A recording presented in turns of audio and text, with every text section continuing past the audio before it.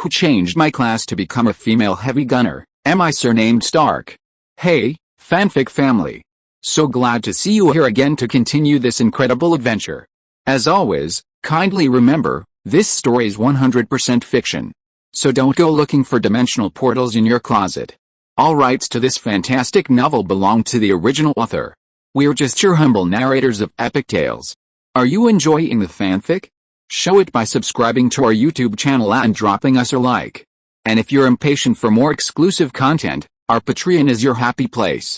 Chapter 51. What kind of decorum is it to use knives and guns? The night passed uneventfully. Leni, having spent a peaceful night at Aunt May's house, was still worried that someone might come knocking. However, the man in the coat didn't seem to have found any clues about Leni taking the suitcase. He decided to pretend he knew nothing. After all, no one except those thugs knew she had taken it. After saying goodbye to Aunt May and Uncle Ben, she took little Parker and started the cart to take him to school. There were no further robberies along the way. After dropping the little guy off at school, Leni was about to drive to the Stark Industrial Exposition when a man in a suit approached her. "Hello, Miss Leni? Our boss would like to invite you to lunch. Would you be so kind as to do so?" The man spoke politely, his sharp suit fitting perfectly, clearly a high-end custom-made item. He wore an expensive watch on his wrist, and even his shoes were spotless. It was clear he was a man who paid great attention to his appearance. "Oh? Your boss?" "Yes, my boss is Mr. Wilson Fisk. He would like to invite you to lunch and would appreciate it." Leni was taken aback. Most people might not recognize the name, simply thinking of a wealthy boss. But his other title was the key to his identity, Kingpin. "Mr. Wilson Fisk? The famous Kingpin? He would specifically invite me?" Leni bluntly revealed her boss's identity, indicating she knew his background. "Indeed, he insisted on inviting you." The man didn't respond to the invitation, maintaining his polite demeanor. Seeing this, Leni nodded inwardly. It seemed this underworld tycoon was indeed skilled at managing his subordinates. It was rare to see such obedient followers. Since Mr. Fisk has extended such a warm invitation, it would be impolite of me to refuse. "In that case, lead the way, I'll drive myself." The man nodded, not insisting that Leni get into his car, and returned to his Rolls-Royce, starting the engine and leading the way. They drove in silence until they arrived at a hotel in Queens, New York. Leni saw the famous Kingpin waiting for her at the entrance.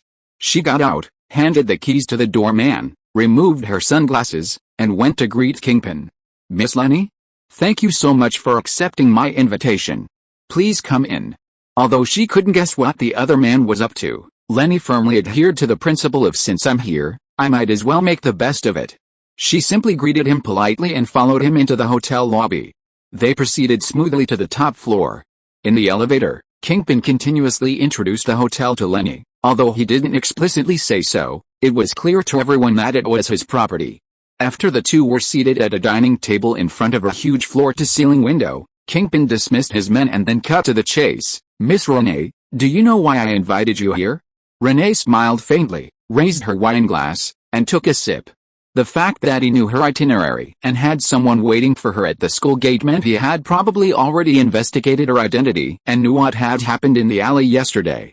Understandably, Renee didn't expect those lowlifes to keep her secret. "Mr. Fisk, I really don't know why you've summoned me." Playing dumb, anyone could do that. Kingpin's face remained unchanged, but he couldn't fathom Renee. Normally, who wouldn't be trembling and subservient in his presence? But this woman, who looked to be in her early 20s, showed no panic whatsoever, remaining remarkably composed.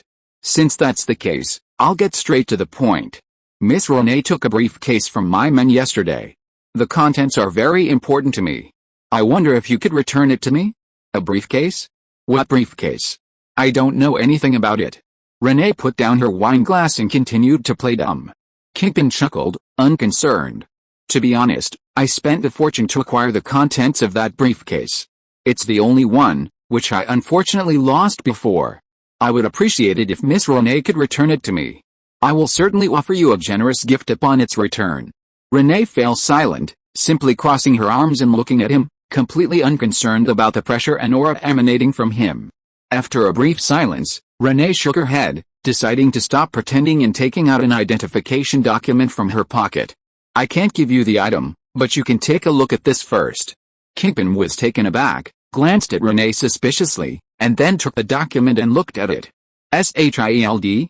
Leni nodded. Yes, your thing was confiscated. We can't give it back. If you want compensation, we can talk. Kingpin's face finally showed a hint of anger. He'd gone to so much trouble to get it, and they were just going to give it away so casually? He slammed the document heavily on the table, his tone turning cold. Aren't you afraid of my retaliation? Leni shrugged, lifting the hem of her coat to reveal a Victor submachine gun underneath. We're an official agency. You know how dangerous this thing is. Anyone who touches it will turn to stone. We will never allow it to fall into the hands of ordinary people.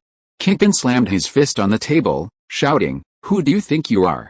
Before his men, hearing the commotion, could rush in with pistols, Leni conjured a hand cannon from thin air and held it to his face, stopping him in his tracks. Don't be impulsive. I told you, S.H.I.E.L.D can offer you some compensation. We can talk. As she spoke, Leni lifted Victor from under her coat with one hand and pressed it against his chest, her calm smile still playing on her lips. Kingpin's pupils contracted. The submachine gun under her coat had indeed surprised him. He hadn't expected her to carry a weapon, but a submachine gun wasn't enough to pose a threat. However, the hand cannon that appeared out of nowhere in her left hand took him by surprise. Where did she get such a large weapon? Signaling his men to step back, Kingpin slowly sat back down. At the same time, his eyes were fixed on the hand cannon in her hand, fearing that she might pull the trigger immediately. He had no doubt about the power of the weapon in her hand. The fact that she raised a hand cannon instead of a submachine gun in the face of danger showed her confidence in her weapon. That's more like talking. What kind of decorum is this, drawing knives and guns? Leni teased him, unabashedly using the armory to put away the luminous alien hand cannon. This amazing scene shocked Kingpin once again. A faint blue light flashed across the weapon in the other person's hand before disappearing, revealing a slender, delicate hand. This. Leni lifted the hem of her coat, concealing the Victor submachine gun, and secretly placed it back into the void warehouse, as if nothing had happened. As you can see, S.H.I.E.L.D, a department that handles special cases, including your mysterious medal. Kingpin picked up the identification card from the table again, examining it several times. He had heard of the FBI, CIA, and even the IRS, and often dealt with them, but he knew nothing about this so-called S.H.I.E.L.D. We know you, Mr. Kingpin. You intend to build your own underground empire, which is understandable. New York does need someone to manage those gangsters, and you are indeed a good candidate. We don't intend to interfere with your actions. However, Leni took the briefcase from under the table and placed it directly on the table, showing no concern that the other person would try to snatch it. But you can't touch this, Mr. Fisk.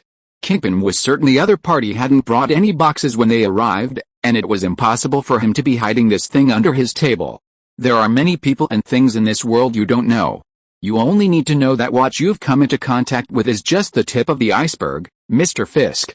Leni opened the box, revealing the Terrigen crystal inside, and continued, this thing is called an obelisk with an S.H.I.E.L.D. Anyone who touches its surface will be petrified into a statue by the energy within, so we absolutely cannot allow it to be exposed to the public eye. Kingpin knew this. His seller had also emphasized the danger to him. That was precisely why he had spent money to buy it. I don't know where you bought this. I hope you can give me the other party's contact information. S.H.I.E.L.D. will give you a substantial reward. Leni pulled out another box from under the table. Inside were countless glittering gold coins, a full 10,000. Seeing this, Kingpin was speechless. He even almost looked down at what was under the table. What else is hidden under this table? My assessment of Chapter 52 is that he is not as good as your father.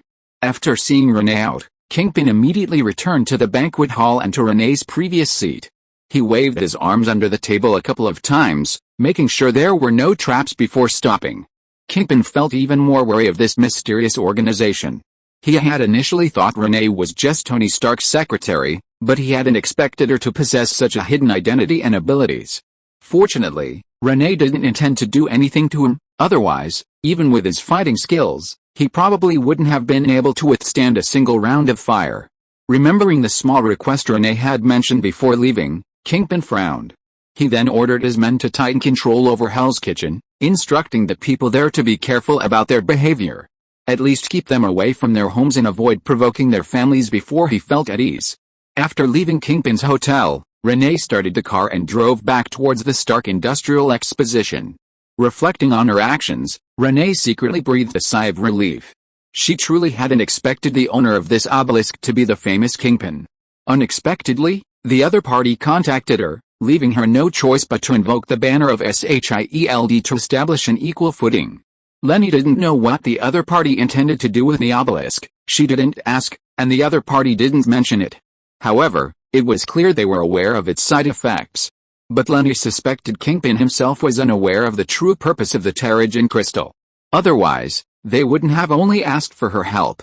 As for when this favor would be fulfilled, that depended on Leni's mood. Leni then suggested that their people keep an eye out near Aunt May's house and discipline any unruly thugs, at least to prevent them from disturbing the elderly couple. Kingpin agreed. Returning the favor, he considered it a small matter. Afterwards, they exchanged contact information. Kingpin thought he could ask Leni for help if he encountered any trouble. Leni, on the other hand, planned to develop her own power base. S.H.I.E.L.D was one thing, the underworld was another. At least someday in the future, if New York were to be invaded by aliens, these guys might be more reliable than the military. A few days later, Leanne brought Aunt May and her family to the opening ceremony of the Stark Industries Expo. After explaining their location to Aunt May, Leanne turned and headed straight for the backstage area of the Expo's opening ceremony. It was still early, an hour before the official opening. She needed to go over the program with Pepper, because according to the schedule, Pepper was supposed to go on stage first to greet Tony's arrival. Pepper, is that guy really planning to just fly down from the sky like that? Leanne said helplessly, holding the hastily revised opening ceremony program in her hand. Pepper was also speechless about this. Originally, it was agreed that Tony and Leanne would appear together to host the opening ceremony. But for some reason, after seeing the military's C-130 Hercules transport plane, Tony insisted on trying out a high-speed aerial descent. He said that life couldn't be without the thrill of bungee jumping at least once. That guy drank a lot yesterday, and I couldn't change his mind, so I just let him be. He has his Iron Man suit anyway. Leni, still dressed in a women's suit, looked up at the sky. This guy really knew how to cause trouble. Although she had expected it, she had no choice but to go along with it. In that case, let him do the opening, then I'll introduce the company's strategic deployment and seamlessly connect it to my artificial star technology. That will reduce some trouble. That's the only way. Pepper nodded and turned to contact Tony, who was still at the U.S. military base. Looking at the sea of people outside the venue, Leni suppressed her nervousness. Although she had given academic presentations in front of many classmates in college, this was her first time facing such a bustling scene. As time passed, the expo finally reached its climax. Fireworks were ready around the venue, and the Hercules transport plane in the sky announced it was ready. 10 seconds to go. Accompanied by rousing music, Tony's Iron Man suit descended from the sky, signifying the official start of the press conference. It feels so good to be back. Surrounded by a group of beautiful women, Tony Stark finished his closing act and stood confidently center stage, speaking eloquently. I never said that the world has enjoyed years of peace and stability because of me. Watching Tony perform so freely on stage, Leni couldn't help but feel a pang of envy. An inner voice told her that she also wanted to be like him, standing in a crowd, speaking confidently, basking in the spotlight and flashes. Don't worry, it'll be our turn soon, she silently encouraged herself, double-checking her speech to make sure she hadn't forgotten anything. I'm not important, you're not important, none of us are important.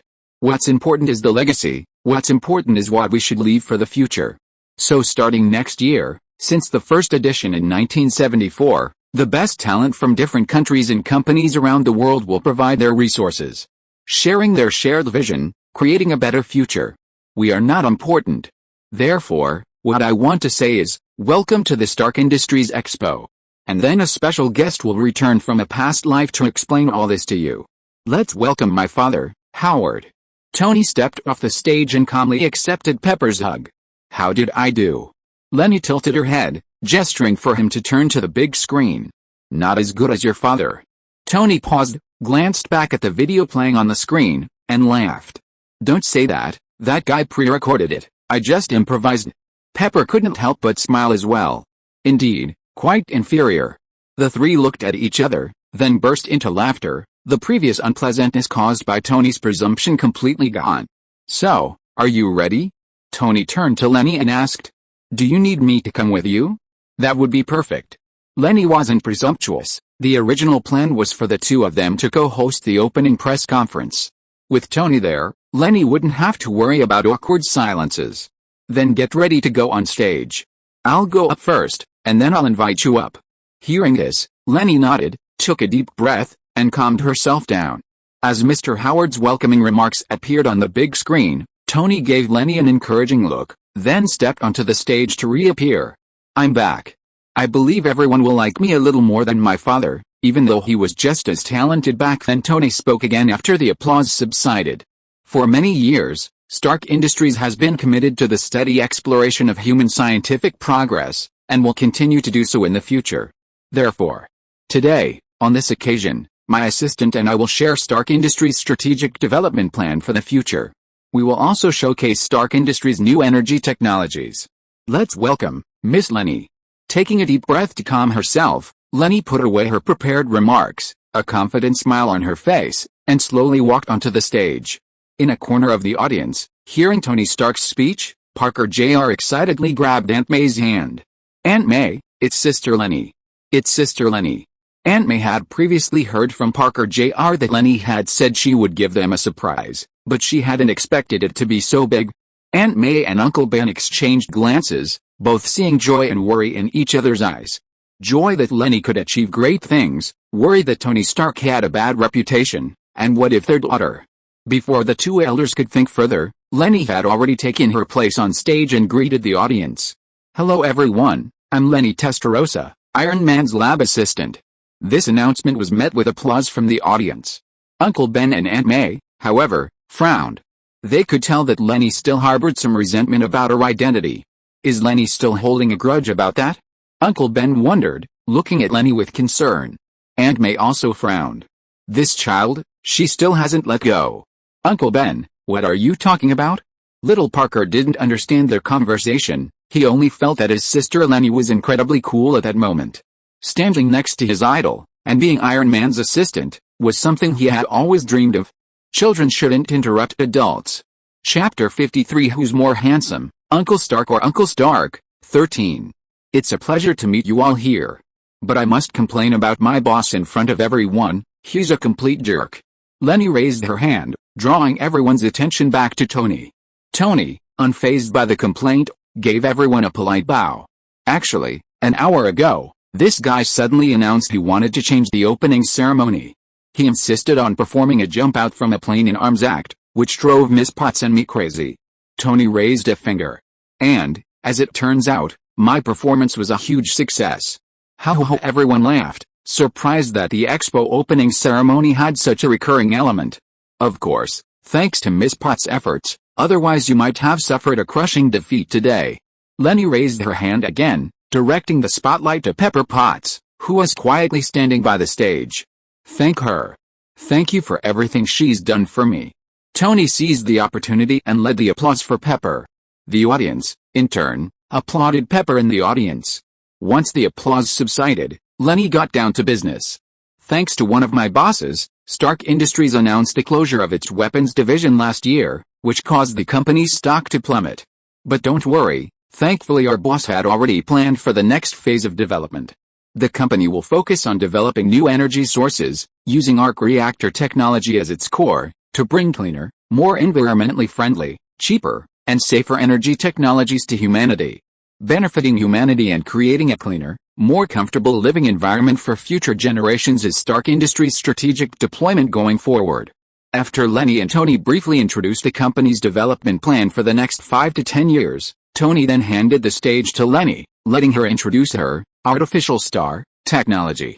To better align with the development plans of various countries and regions, Stark Industries, in addition to providing energy support for the arc reactor, will also offer another, cheaper, and more industrially suitable new energy technology, the artificial star technology. Before introducing this technology, I need to reintroduce myself.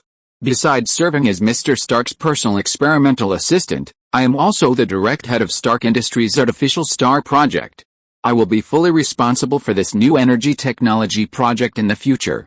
This technology will then be available to coastal cities around the world, completely replacing thermal and hydroelectric power generation facilities in a cheaper and safer manner, allowing people worldwide to enjoy a near unlimited energy supply. In a 30-minute presentation, Leni detailed the principles and development of the artificial star technology and provided a perfect summary of Stark Industries' development plans in the new energy field. She stated that these two new energy technologies would drive the explosive development of human technology and made a bold vision for a bright future. Although many people were not optimistic about this afterwards, that's another story. As far as the opening ceremony was concerned, Leni's speech was very successful. "Well done, you've got some of my flair." Tony and his companion, who had been waiting for Renee, spoke first from below the stage. "You're still a bit lacking compared to your father." Renee wasn't fooled by Tony's attempt to gain an advantage over her mother verbally. "You rascal," Tony chuckled, unconcerned. "Let's go. Happy's waiting outside, let's go back together."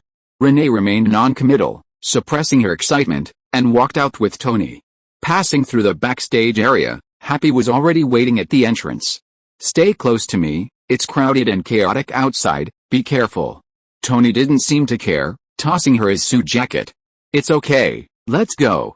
Following Tony through the crowded convention hall, Renee was experiencing this kind of star-studded attention for the first time. Even though she wasn't the main focus, Tony repeatedly declined invitations from several beautiful women to sign autographs for fans. Until a little boy wearing an Iron Man mask came into his view. "Hey kid, wait a minute, I'll sign this for you."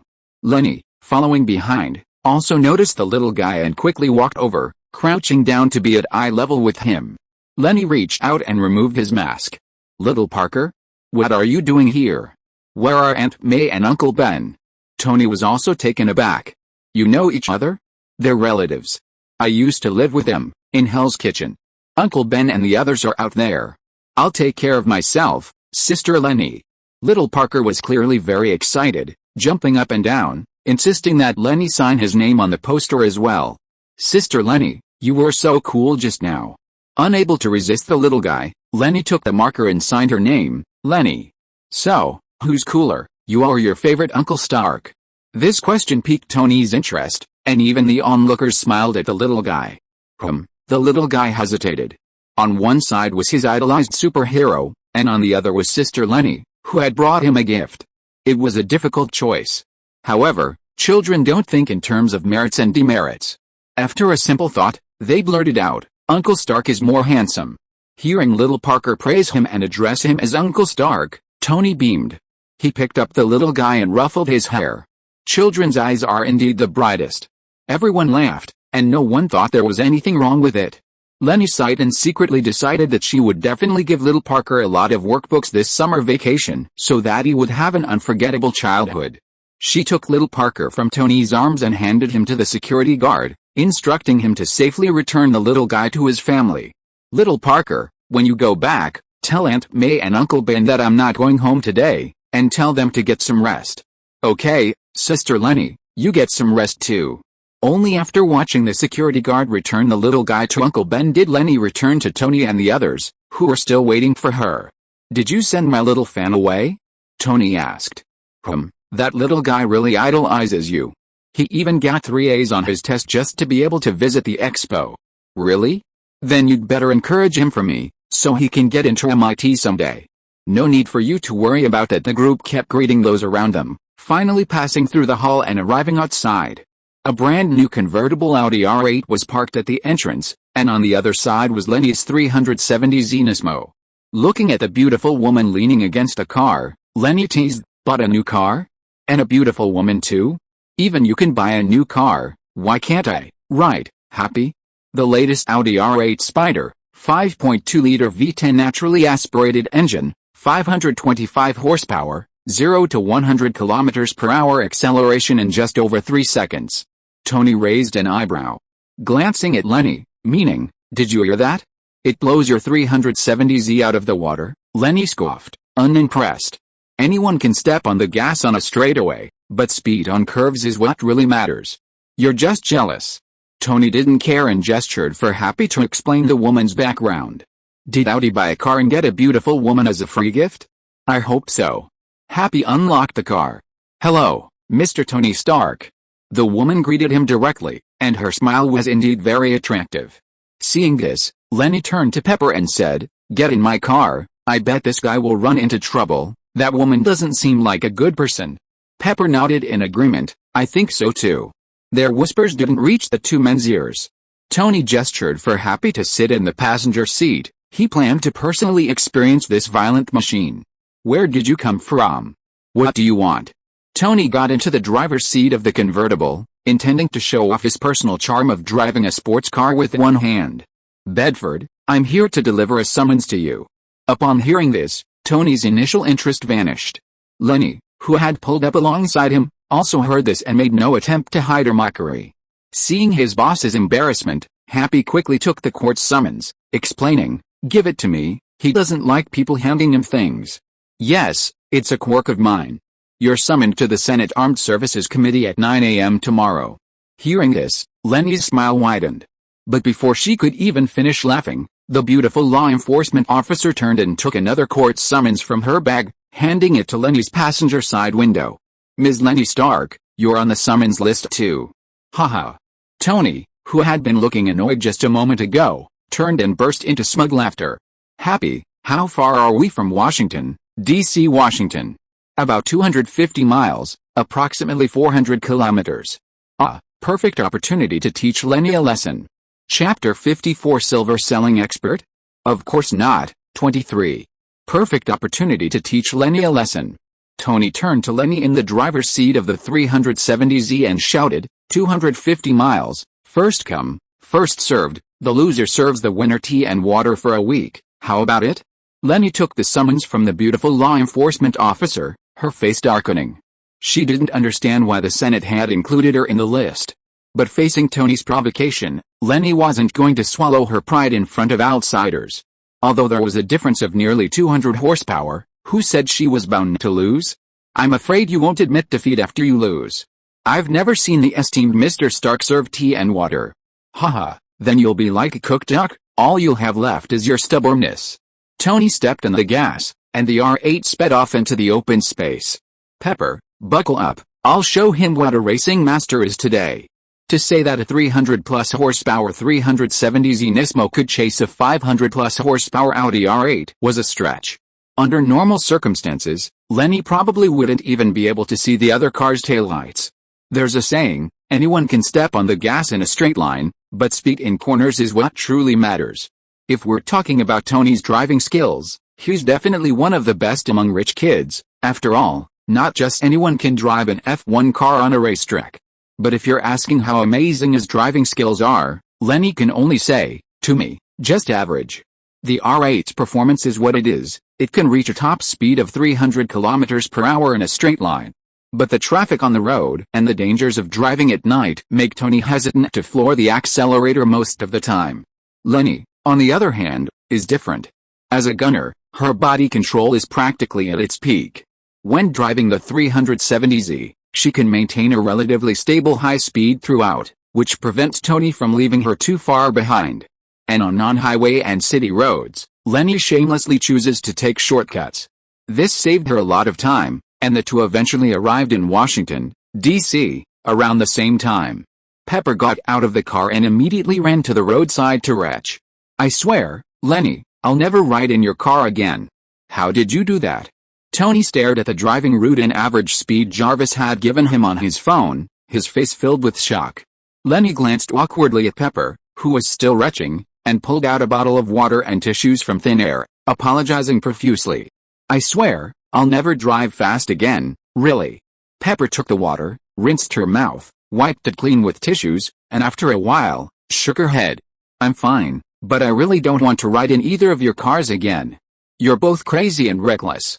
Knowing she was in the wrong, Leni quickly helped Pepper, who was still swaying, and personally escorted her to her hotel room. The next morning, Washington, D.C., "Mr. Stark, shall we continue with our previous discussion, Mr. Stark?" "What? Go on. Do you possess a special weapon?" Senator Stern, sitting in the first seat of the Senate, inquired. "No, that depends on how you define a weapon. The Iron Man suit is a weapon. My invention isn't a weapon." "Then how do you define it?" "Ah, It's a high-tech prosthetic limb, that's the best way to describe it. Tony's explanation elicited laughter from the attendees. But Senator Stern didn't believe Stark's excuse at all. The Iron Man suit is a weapon, a special weapon that must be given to the American people. Don't even think about it. I am Iron Man, the Iron Man suit, and I are one. Asking me to hand over the suit is asking me to hand over myself. That's considered forced labor or selling myself, of course, depending on which state you're in, so don't even think about it. Upon hearing this, even Leni, sitting next to him, couldn't help but laugh. Excuse me, I didn't mean to interrupt, but if today's purpose is to watch our esteemed senator make a fool of himself, then I suggest we reschedule or close the event altogether.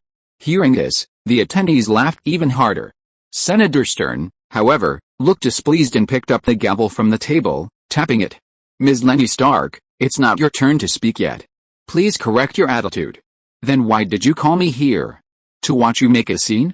You. Senator Stern was somewhat exasperated, and a military representative quickly stepped in to smooth things over. Ms. Stark, someone has accused you of illegally possessing weapons of mass destruction. Seemingly having found a breakthrough, Senator Stern quickly chimed in. Yes. We suspect you of illegally possessing nuclear weapons. Nuclear weapons? You mean the artificial star? Yes. That artificial sun. We suspect you of illegally possessing nuclear weapons and illegally conducting nuclear tests, and that artificial sun should be handed over to the U.S. government. Hearing this, Leni smiled. Wait, these days they don't even check academic credentials for congressional elections? First of all, there are two types of nuclear weapons. One is the atomic bomb, based on nuclear fission, and the other is the hydrogen bomb, based on nuclear fusion. If Congressman Stern thinks my research on thermonuclear fusion is about making hydrogen bombs, then can I assume that all nuclear power projects worldwide are about making atomic bombs? I don't know which university you graduated from, but this robber's theory sounds very much like something out of Somalia. Please, use your brain before you speak. You're a senator, not a Nevada prostitute. Ho ha ho ha. This Nevada prostitute comment directly echoed Tony's earlier statement, it depends on which state you're in. This caused the attendees to burst into laughter, and even Tony gave Leni a good job look. After being repeatedly rebuffed by these two Starks, Stern felt his face burning. But he wasn't quite at the point of being angry yet, so he decided to call for reinforcements. Okay, I'm not an expert in this area, so, before the other person could finish speaking, Tony grabbed the microphone. A silver selling expert? Of course not, you're Senator Stern. The callback nearly made everyone burst into laughter. Stern knew he couldn't win an argument with these two, so he decided to go all out and called out the head of Hammer Industries. Please take note, I saw Justin Hammer walk in, but I didn't see any so-called weapons expert. Before Stark Industries announced the closure of its weapons division, Hammer Industries had essentially been scavenging for Stark's scraps. Only after Stark Industries withdrew from the arms market was Hammer Industries able to become the Department of Defense's main arms supplier, thanks to its current position as the largest supplier in the arms market. In short, they were just a lackey following behind their big brother. When Stark Industries was wielding power in the arms market, Hammer Industries had no right to point fingers at Tony. It was a classic case of when the cat's away, the mice will play, perfectly describing Hammer Industries. Hell, I'm certainly not a weapons expert. Justin Hammer chuckled to ease the awkwardness. You are, both of you are. Please allow me to speak, Senator.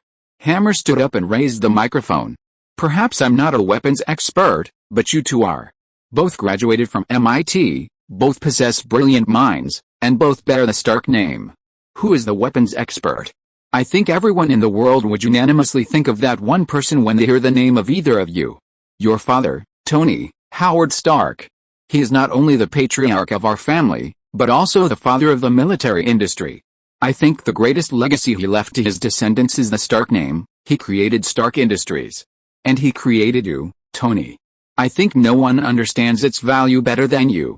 We all know why we're here today. In the past 6 months, the two Starks have forged two of the most powerful swords, yet now they claim they are actually holding shields, two shields to help humanity progress. They want us to believe them, follow in their footsteps, and stay behind them. Of course, I also hope that people will be honest and trustworthy, and leave their doors unlocked at night. But we actually live in a dangerous world. We cannot guarantee that the Starks can foresee all the risks. Nor can we guarantee that all nuclear facilities are 100% safe. Nobody can guarantee that. Thank you, everyone. God bless Stark, God bless America. This speech, seemingly using Tony's father Howard Stark as a pretext to attack Tony, was largely directed at Leni. Justin Hammer was subtly implying that Leni was the Stark family's illegitimate child, even though he never explicitly mentioned her true identity. This made Leni very uncomfortable. Although she was no longer as hostile towards the Stark family, being publicly used as a metaphor still embarrassed her, even if it wasn't true. If you are listening to this novel on a channel other than Fanfic World, it means it was downloaded and re-uploaded without effort. We warmly invite you to visit our channel, Fanfic World. There you will find the original version of this story and many other novels of various genres. We look forward to seeing you dive into a world of incredible novels. Chapter 55 Hydra wants elites, not trash. 33. I think most countries would need 5 to 10 years to replicate my masterpiece, but Hammer Industries is different, it'll take them at least 20. I must clarify, the pilot who participated in the test did not die. Seeing his Iron Man suit make a huge blunder, Justin Hammer hurriedly explained loudly. Congressman Stern on the stage felt like he'd run into a terrible teammate. He hadn't expected his planned hearing against Tony Stark to be ruined by this guy. And Hammer, that useless fellow, how could Stark have gotten his hands on such outrageous video footage? I don't think his manufacturing of the Iron Man suit is important, we're here today, Tony interrupted him rudely. What's important? What's important is that you should thank me for bringing peace to America. You want to take my things? Don't even think about it. But I did do you a big favor, because I successfully achieved the privatization of world peace. Seeing Tony get up to leave the hearing, Leni decided not to waste any more time. She casually said into the microphone, next time you elect a representative, at least let someone who's finished elementary school physics run. If there really isn't a suitable candidate, I don't mind participating in the next election. With that, she ignored Representative Stern, who was already unleashing a torrent of abuse on stage, and walked straight towards the door. FXXKU. Stark. FXXKU.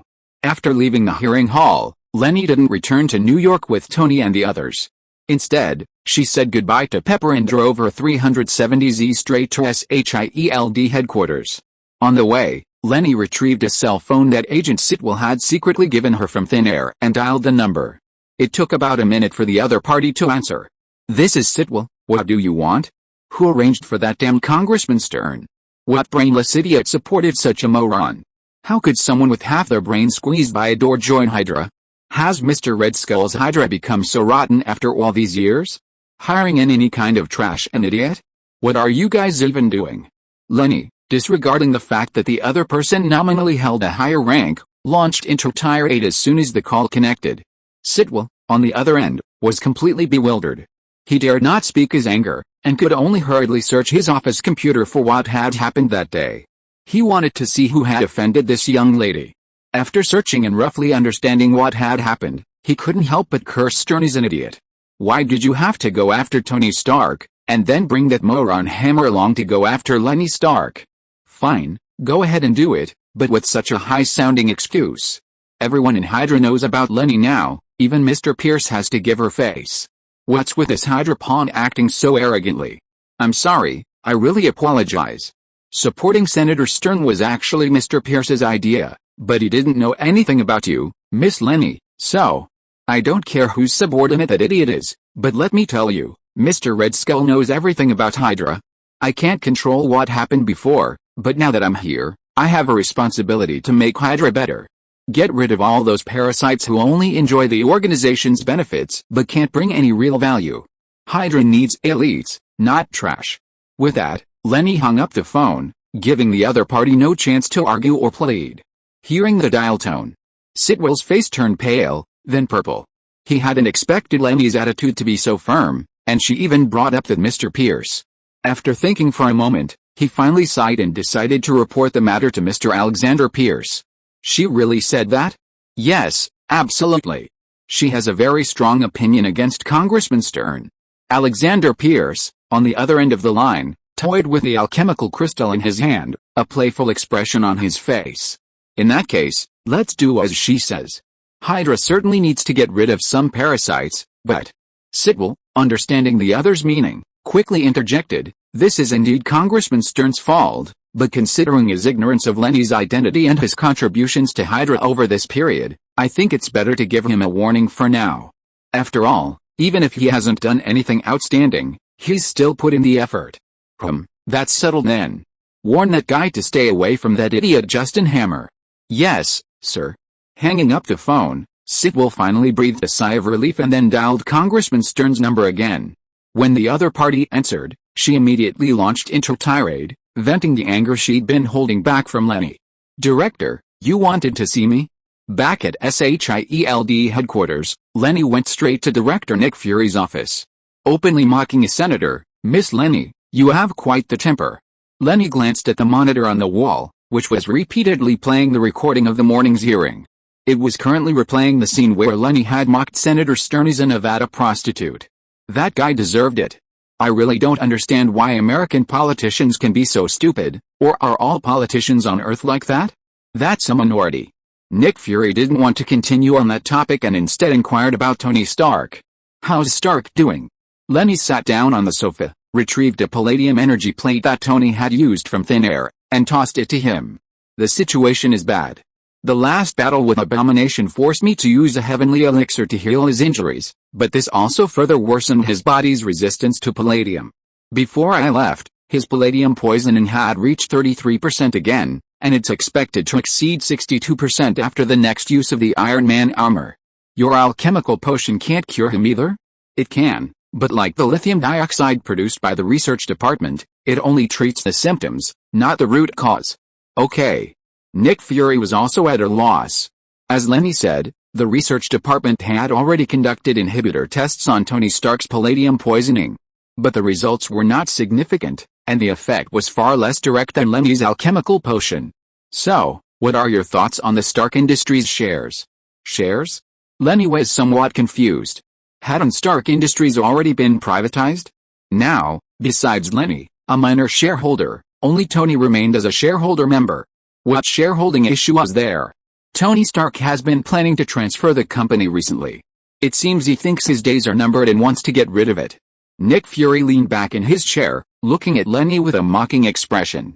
Feeling uncomfortable under his gaze, Leni frowned and said, "Why are you looking at me like that? Do you think he'll give me the company?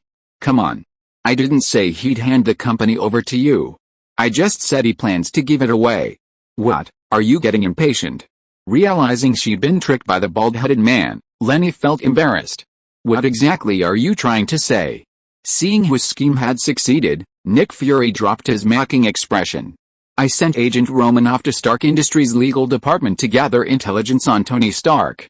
And to see what kind of shady business this guy is up to. I need your help." "You want me to be Natasha's mole?" Leni was somewhat displeased, though there was no reason for it. "Don't be so blunt. I just need you to make things easier for her. After all, she has another task, evaluating Tony Stark's contribution, which will determine whether our Avengers program really needs him. Like the evaluation Coulson did for me?" "Exactly." Nick Fury pointed to a report on the table. Leni had seen the document. It was the evaluation Coulson had given her regarding the Avengers program. It clearly stated that Leni could be unruly at times, therefore he didn't recommend her joining the team as Avenger number 1. But Coulson ultimately recommended she join the organization as a special advisor. "Alright, but I suggest you invite him as a special advisor as well, since he's also unruly." Chapter 56, wasn't this just a token gesture? Are you serious? It was the next day when Leni flew back to Los Angeles. As soon as she arrived at Tony's beach villa, she heard clanging and banging coming from the gym next door. Pushing open the door, she found Tony and Happy locked in a passionate encounter, with Pepper also there. "Hey, I'm back." Leni greeted energetically, then casually sat down next to Pepper. "I heard Tony appointed you, Pepper, as the company's CEO? That's great. The long-suffering wife has finally become the mother-in-law." Hearing this, Pepper quickly lowered her voice. "What long-suffering wife? He hasn't even confessed to me yet." "Huh? He hasn't made a move on you?"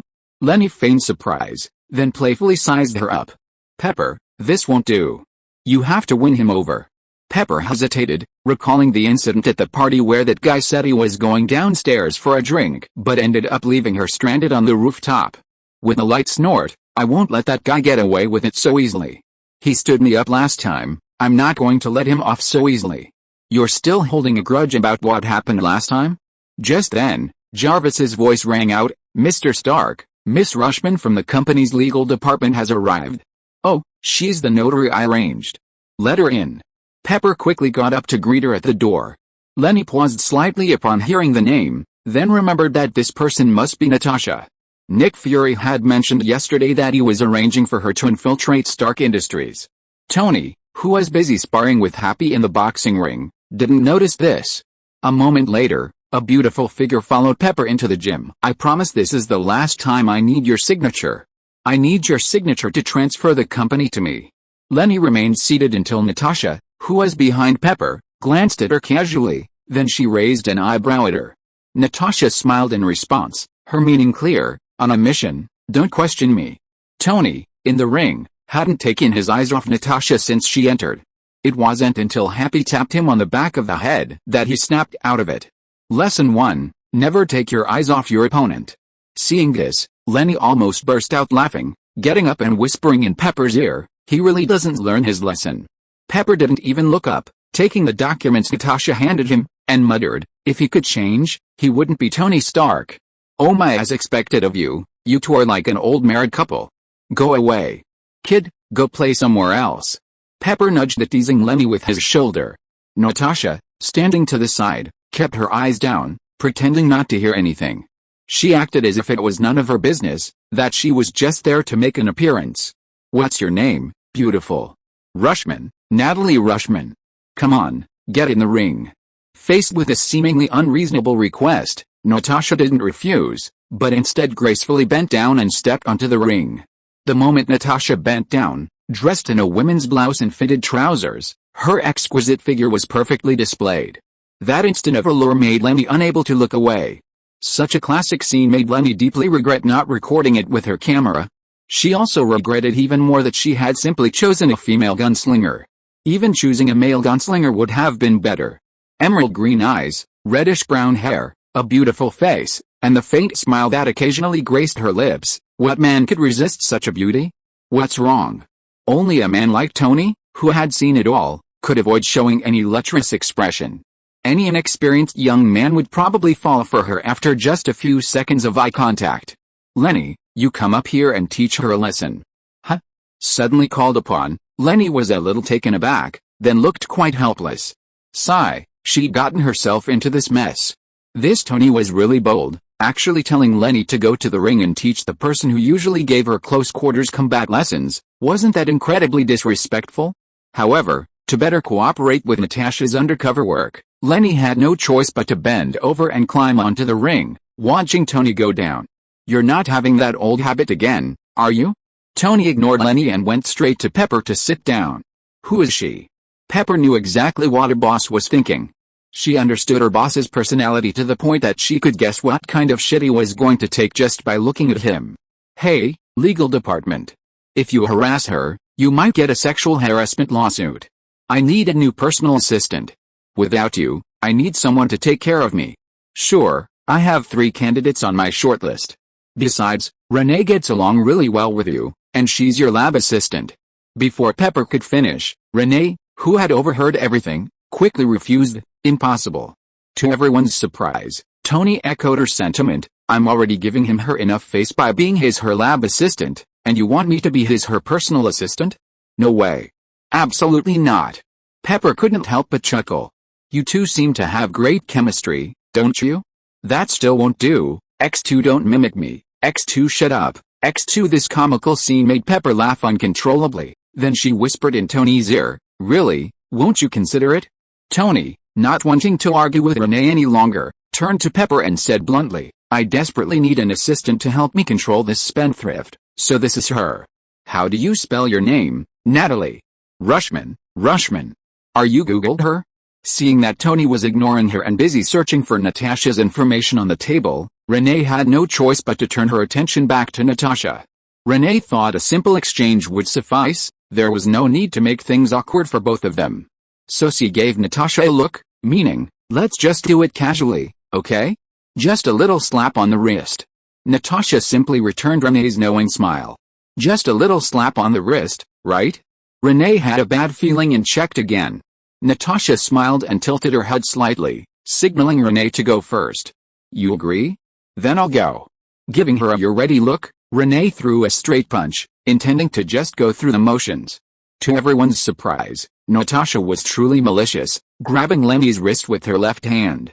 Leni's eyes widened in shock, and she quickly tightened her grip on her arm to prevent Natasha from using a joint lock to restrict her right hand. You're serious? Leni frantically tried to signal Natasha, but Natasha ignored her, instead closing in on her with a Brazilian Jiu-Jitsu move. Using Leni's struggling arm, Natasha positioned herself behind her. Grabbing Leni's right arm with both hands, she used her core strength to hang upside down on Leni. Then, she clamped Leni's head between her legs, intending to use the momentum from the inverted position to TKO her. However, Leni knew her close combat instructor's attack patterns well and didn't give her a chance to fall.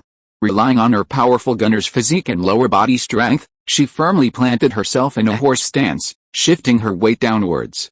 At the same time, she used both hands to support Natasha's waist, placing her back on the ground. Taking this opportunity, Leni quickly whispered in her ear, "Didn't we agree on just a little something? Why are you going all out?" Natasha hadn't expected that Brazilian Jiu-Jitsu, which had always worked on Leni, would be ineffective this time. Slightly surprised, she whispered, "Where did you learn this?" "Horse stance, never heard of it?" Leni said smugly. "You think you can always use this move to throw me, but I can't practice a horse stance?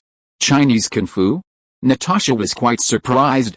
Leni raised an eyebrow, not answering. But Tony and Natasha, who had been watching closely, exclaimed in surprise, "You've studied Brazilian Jiu-Jitsu?" Tony was somewhat surprised by the techniques Natasha displayed. He hadn't expected this woman, with her stunning resume and appearance, to have studied Brazilian Jiu-Jitsu. As for Leni's performance, Tony wasn't surprised. After all, it was Leni he usually sparred with in Wing Chun. Since things had come to this, Natasha and Leni simply parted ways. Natasha remained non-committal in the face of Tony's question, straightened her clothes, and stepped off the ring. "I need your fingerprints." Chapter 57. I hope so. I really don't understand what you're thinking.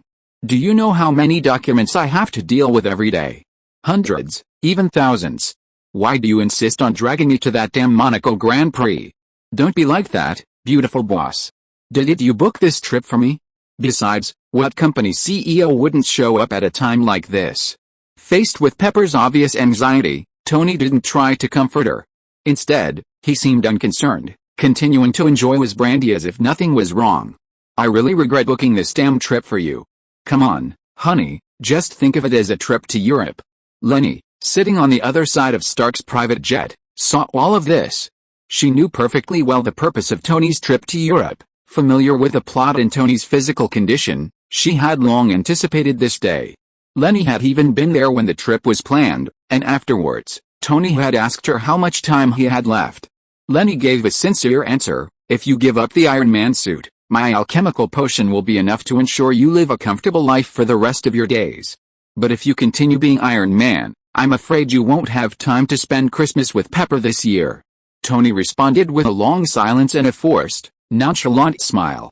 After that, the two never spoke of it again, but Leni understood. Everything he was doing now was to prepare for his own demise. He knew better than anyone the horrific consequences of palladium poisoning. They hadn't been without attempts. Tony had locked himself in the basement for a week, trying every element on the periodic table, but still couldn't find a substitute for palladium. "When are you going to tell her?" With a long flight ahead, Leni sat down opposite Tony while Pepper got up to rest. "I don't know." Tony put down his glass, and facing this woman, he was unusually able to let go of all burdens and be completely honest with himself, even though they hadn't known each other for very long. "Things aren't beyond repair yet. I'll use S.H.I.E.L.D. channels to find a suitable thoracic surgeon for you. I'm also looking for improvements to the Da Vinci robot. The problem isn't unsolvable." Tony didn't speak, but instead took out a blood analyzer the size of a lighter from his pocket and pressed his right thumb against it. "Palladium poisoning level 54%. Leni couldn't continue.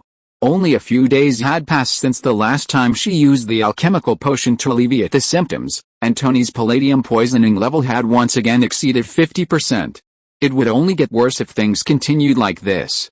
Retrieving several Raimi's aid crystals from the void, Leni spoke softly. From now on, you must reduce the frequency of wearing the Iron Man armor, and after wearing it, use an alchemical crystal as soon as possible, otherwise one day. Before Leni could finish speaking, Tony grabbed one of the crystals and patted it against his chest. I understand. I don't want to see that old man so soon. Putting the remaining crystals and the blood analyzer into his pocket, Tony leaned back in his chair, his gaze fixed on the window. Natalie, is that her name? You sent her to Monaco ahead of schedule? Yes, to check out her abilities. So far, she seems quite capable. Sensing the other's lack of enthusiasm, Leni conjured a tea set from thin air and boiled a kettle of water in the kitchen behind her. You recruited her because of her abilities, right? Because she knows Brazilian jiu-jitsu? She warmed the teapot and brewed a pot of her collection of Hawaii Mountain Jinjin tea, letting it sit for a moment. Happy is alright as a driver, but for close protection of Pepper, Natalie is more suitable. Noticing Leni's actions, driven by curiosity, Tony refocused his attention on her hands. She's not someone to be trifled with. Under Tony's puzzled gaze, Leni slowly poured out the freshly brewed tea and added hot water again. I can tell, so I've let her stay with me for now. What do you think of her? The rich, mellow aroma of the tea gradually rose, causing Tony to involuntarily twitch his nose. Although he didn't understand why she had poured out the first pot of tea, he didn't bother asking since Leni wouldn't explain. Exceptionally talented, unfathomable, Leni said in Chinese, leaving Tony somewhat bewildered. What did you say? Is that Chinese? Leni poured the brewed tea into a cup, its gentle aroma instantly filling the space. She pushed the cup towards him, inviting him to taste it. It means she's very capable, but also knows how to hide herself. She's a woman you can hardly get close to. Tony, though not an expert, had seen it all, so he picked up the cup and sniffed it. He inhaled the aroma deeply, then raised an eyebrow. Oh? That's what you think? That piques my interest. Tony took a sip of tea, then drank it all in one gulp. For a Westerner like him, who wasn't used to hot water, tea was definitely a novel experience. Tea can sober you up and keep you awake, but drinking too much can make it hard to sleep, just like coffee. Leni poured herself a cup and slowly savored it. But I like drinking alcohol, not coffee. Tony put down his teacup, not letting Leni refill it, and leaned back. He'd tried something new, and if it didn't suit him, he'd just get back to his usual routine. I hope so. 2 days ago, she really hired you as her personal assistant? Leni glanced at Natasha sitting in the passenger seat. Natasha was dressed in a sharp business suit, far more feminine than she was.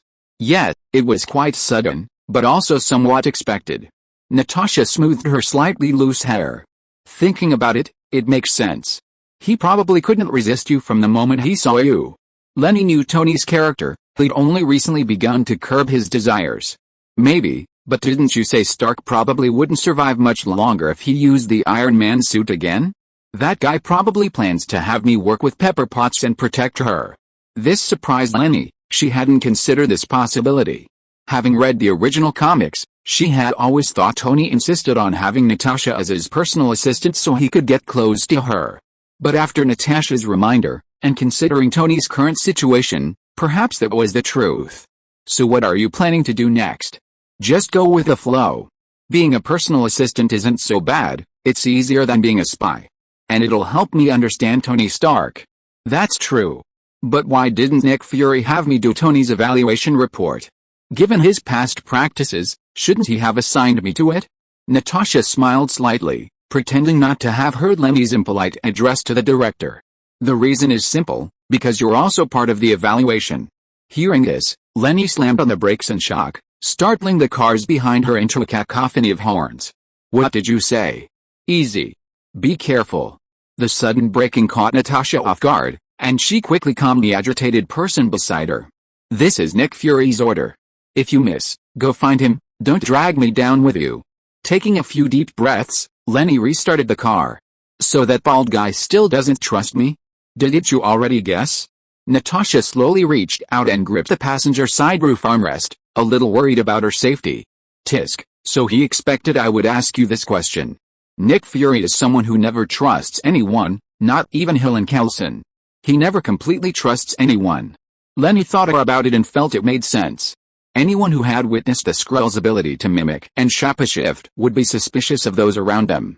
Given Nick Fury's status as the head of the Secret Service, his actions were understandable. So your answer was also his intention? Natasha remained non-committal. That damn bald guy, one day I'll make him beg me for help, one day. Leni cursed viciously, adding another entry to Nick Fury's notes in the system's memo. I hope so. Chapter 58 I'll modify your flamethrower next time. Stepping out of the Rolls-Royce arranged in advance by Stark's European division, Tony struck a flamboyant pose for the cheering crowds lining the track. This prompted Leni and Pepper, who got out behind him, to both curl their lip in disapproval. This guy really knows how to show off, Leni whispered to Pepper. Pepper, already used to it, pretended not to notice. Always like this, as long as he's not embarrassed, it's us who are, Leni nodded in agreement. Out of politeness, the two couldn't just abandon Tony and go inside. They had to stand a little further away and let him do his thing, lest he drag them along. Once his show-off was over, the group stepped into the lounge provided by the organizers. It was already packed with elites from all walks of life and stunningly beautiful women. This made Leni, who rarely wore formal attire, feel somewhat out of place, but she didn't seem to care. This is Europe, so let whatever happens in the next 20 minutes take its course, Tony said, walking ahead to give Pepper a heads up, though it seemed too late for Renee. Let it take its course? What do you mean? Pepper was confused, glancing suspiciously at Tony and Renee, who was deliberately slowing her pace behind. Mr. Stark? A pleasant voice interrupted their conversation. It was Natasha, who had been prearranged to wait in Monaco. Pepper looked incredulous, then gave Tony a disdainful look. When did you do this behind my back? Tony pretended not to understand, then turned to Renee and winked, urging her to think of a solution. Renee thought to herself, what can I do? I'm not good at doing things. Anyone who understands the plot knows I can't do anything. Pepper followed Tony's gaze to Renee. So, Leni, you knew all along, didn't you? Fine, you two Starks teamed up to keep it from an outsider like me? Leni guiltily turned her head away, forcing herself to look towards the door, pretending she hadn't heard or seen anything, muttering, why isn't Happy here yet? Does parking take this long? Happy, standing right next to her, looked completely bewildered, his eyes wide like saucers. Seeing that Leni was useless and Happy was utterly incompetent, Tony had no choice but to give up. You forced me to do this. This backhanded accusation made Pepper laugh. What did I force you to do? It's because you quit. Okay, smile, stop looking constipated. You're really incorrigible, a leopard can change its spots. Ugh. Okay, let's go inside, there are so many people, it's not good to look around. With that, Tony quickly used Natalie's guidance to shake off the disgusted Pepper. Now that things had come to this, Pepper could only do as Tony suggested and let things take their course. She knew that since Natalie was here, their contract was probably already signed, making it difficult to resist. Seeing that Tony had gotten away with it, Leni dared to follow Pepper. She quickly moved closer and whispered an apology. Sorry, Pepper, Tony said he'd explain to you, so he didn't ask me to tell you beforehand. But I didn't expect him to only say it now. Pepper sighed and said helplessly, oh well, I'm used to it. Seeing the obvious disappointment on Pepper's face, Leni had to explain again on Tony's behalf. He wants someone to protect you. Happy could follow him or be his driver, but there will be times when it's inconvenient. Natalie is different, she's very capable and skilled in Brazilian Jiu-Jitsu, much more suitable than Happy. This statement was quite unexpected for Pepper. Really? Absolutely. You know this guy, if he really had those thoughts, would he need to bring him along? By the way, don't tell him I told you. He doesn't want you to know. He said he's still worried about Natalie. Upon hearing this, Pepper's earlier jealousy vanished instantly. Thinking about it carefully, it was indeed true. With that guy's abilities, he could probably have a ton of beauties flocking to him with a snap of his fingers. There was no need for him to go through all this trouble. Well, he didn't have good intentions either. Although she said this, Pepper had already forgiven Tony in her heart. She then took the wine glass brought by the waiter and followed the two ahead. Seeing that Pepper had calmed down, Leni finally relaxed. She secretly gestured to Tony, indicating that the boss's aggro had dissipated and everyone was safe. Tony, who had been secretly watching the situation, also secretly returned an okay gesture, equally relieved. Taking advantage of the brief moment when Pepper Potts and Elon Musk were exchanging pleasantries, Leni leaned close to Tony and whispered, "You owe me another one. Okay, I'll modify your flamethrower next time. You're a man of your word." Leni's eyes lit up. She hadn't expected him to actually agree to modify her flamethrower. "When have I ever broken my promise? Go away, don't bother me." Having gotten the answer she wanted, Leni stopped bothering the three of them, pretending to be a follower like Happy, refusing social interaction. But while she wanted to keep a low profile, reality often wouldn't allow it. Musk, who had been exchanging pleasantries with Tony, noticed Leni following behind them and greeted her warmly. "This must be Ms. Leni Stark. I saw your presentation on the artificial star at the Stark Expo. It was a fantastic design. I hope we can collaborate sometime." Leni was somewhat surprised. She hadn't expected this industry giant to notice her. When it comes to technological applications in the new energy field, if Stark is number one, then Mr. Musk is probably number two. It's a great honor. Actually, I'm just standing on the shoulders of giants. Leni shook hands with him, exchanged a few pleasantries, and expressed her intention to cooperate if the opportunity arose before parting ways. "Hey, Tony. Is that you?" A voice that sent chills down everyone's spine interrupted their conversation. Tony, without turning around, said, "I hate this guy the most, Justin Hammer." "Hey buddy, it's great to see you. This is Leni. I didn't expect to see you guys here." "Huh, it's great to see you." Leni rolled her eyes. Like Tony, she also looked down on this guy. This guy was a two-faced hypocrite from beginning to end. Pretending not to understand the implication in Leni's words, Hammer acted as if he were very familiar with the group. "By the way, let me introduce you. This is Christine Ivanhoe, a reporter from Vanity Fair magazine. You should know her." "Yes, of course we know her." Pepper greeted her, a playful smile on her face. Leni inwardly scoffed. Of course she knew her. This woman had spent the night with Tony and was kicked out by Pepper. These two are currently making headlines. One is the new CEO of Stark Industries, and the other is its second largest shareholder. You're lucky you came today. Indeed, if I hadn't managed to interview them for the magazine's Powerful Women special issue, my editor would have killed me. Leni admired Christine's strong work ethic as a professional woman. To be able to maintain such an awkward situation and still smile broadly while inviting them for interviews, her dedication to her work was truly terrifying. Did you see Tony awkwardly turning his face away? But Hammer wasn't about to let the two steal the spotlight, so he quickly tried to make amends. "Actually, she was doing an interview with me for Vanity Fair today, so I just helped her out."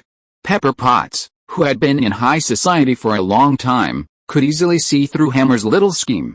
Therefore, she didn't mind using this woman to annoy the two men beside her. "I know, she also did an interview with Tony last year, and they had a very in-depth discussion about it." Tony understood the sarcasm in Pepper's words, but he didn't show it because he also disliked Hammer. "Yes, very in-depth. The report was very good. I'm very satisfied." Justin Hammer vaguely felt that the conversation among them was much more than just an interview, and looking at Christine's somewhat unnatural expression, Hammer thought, "Damn it."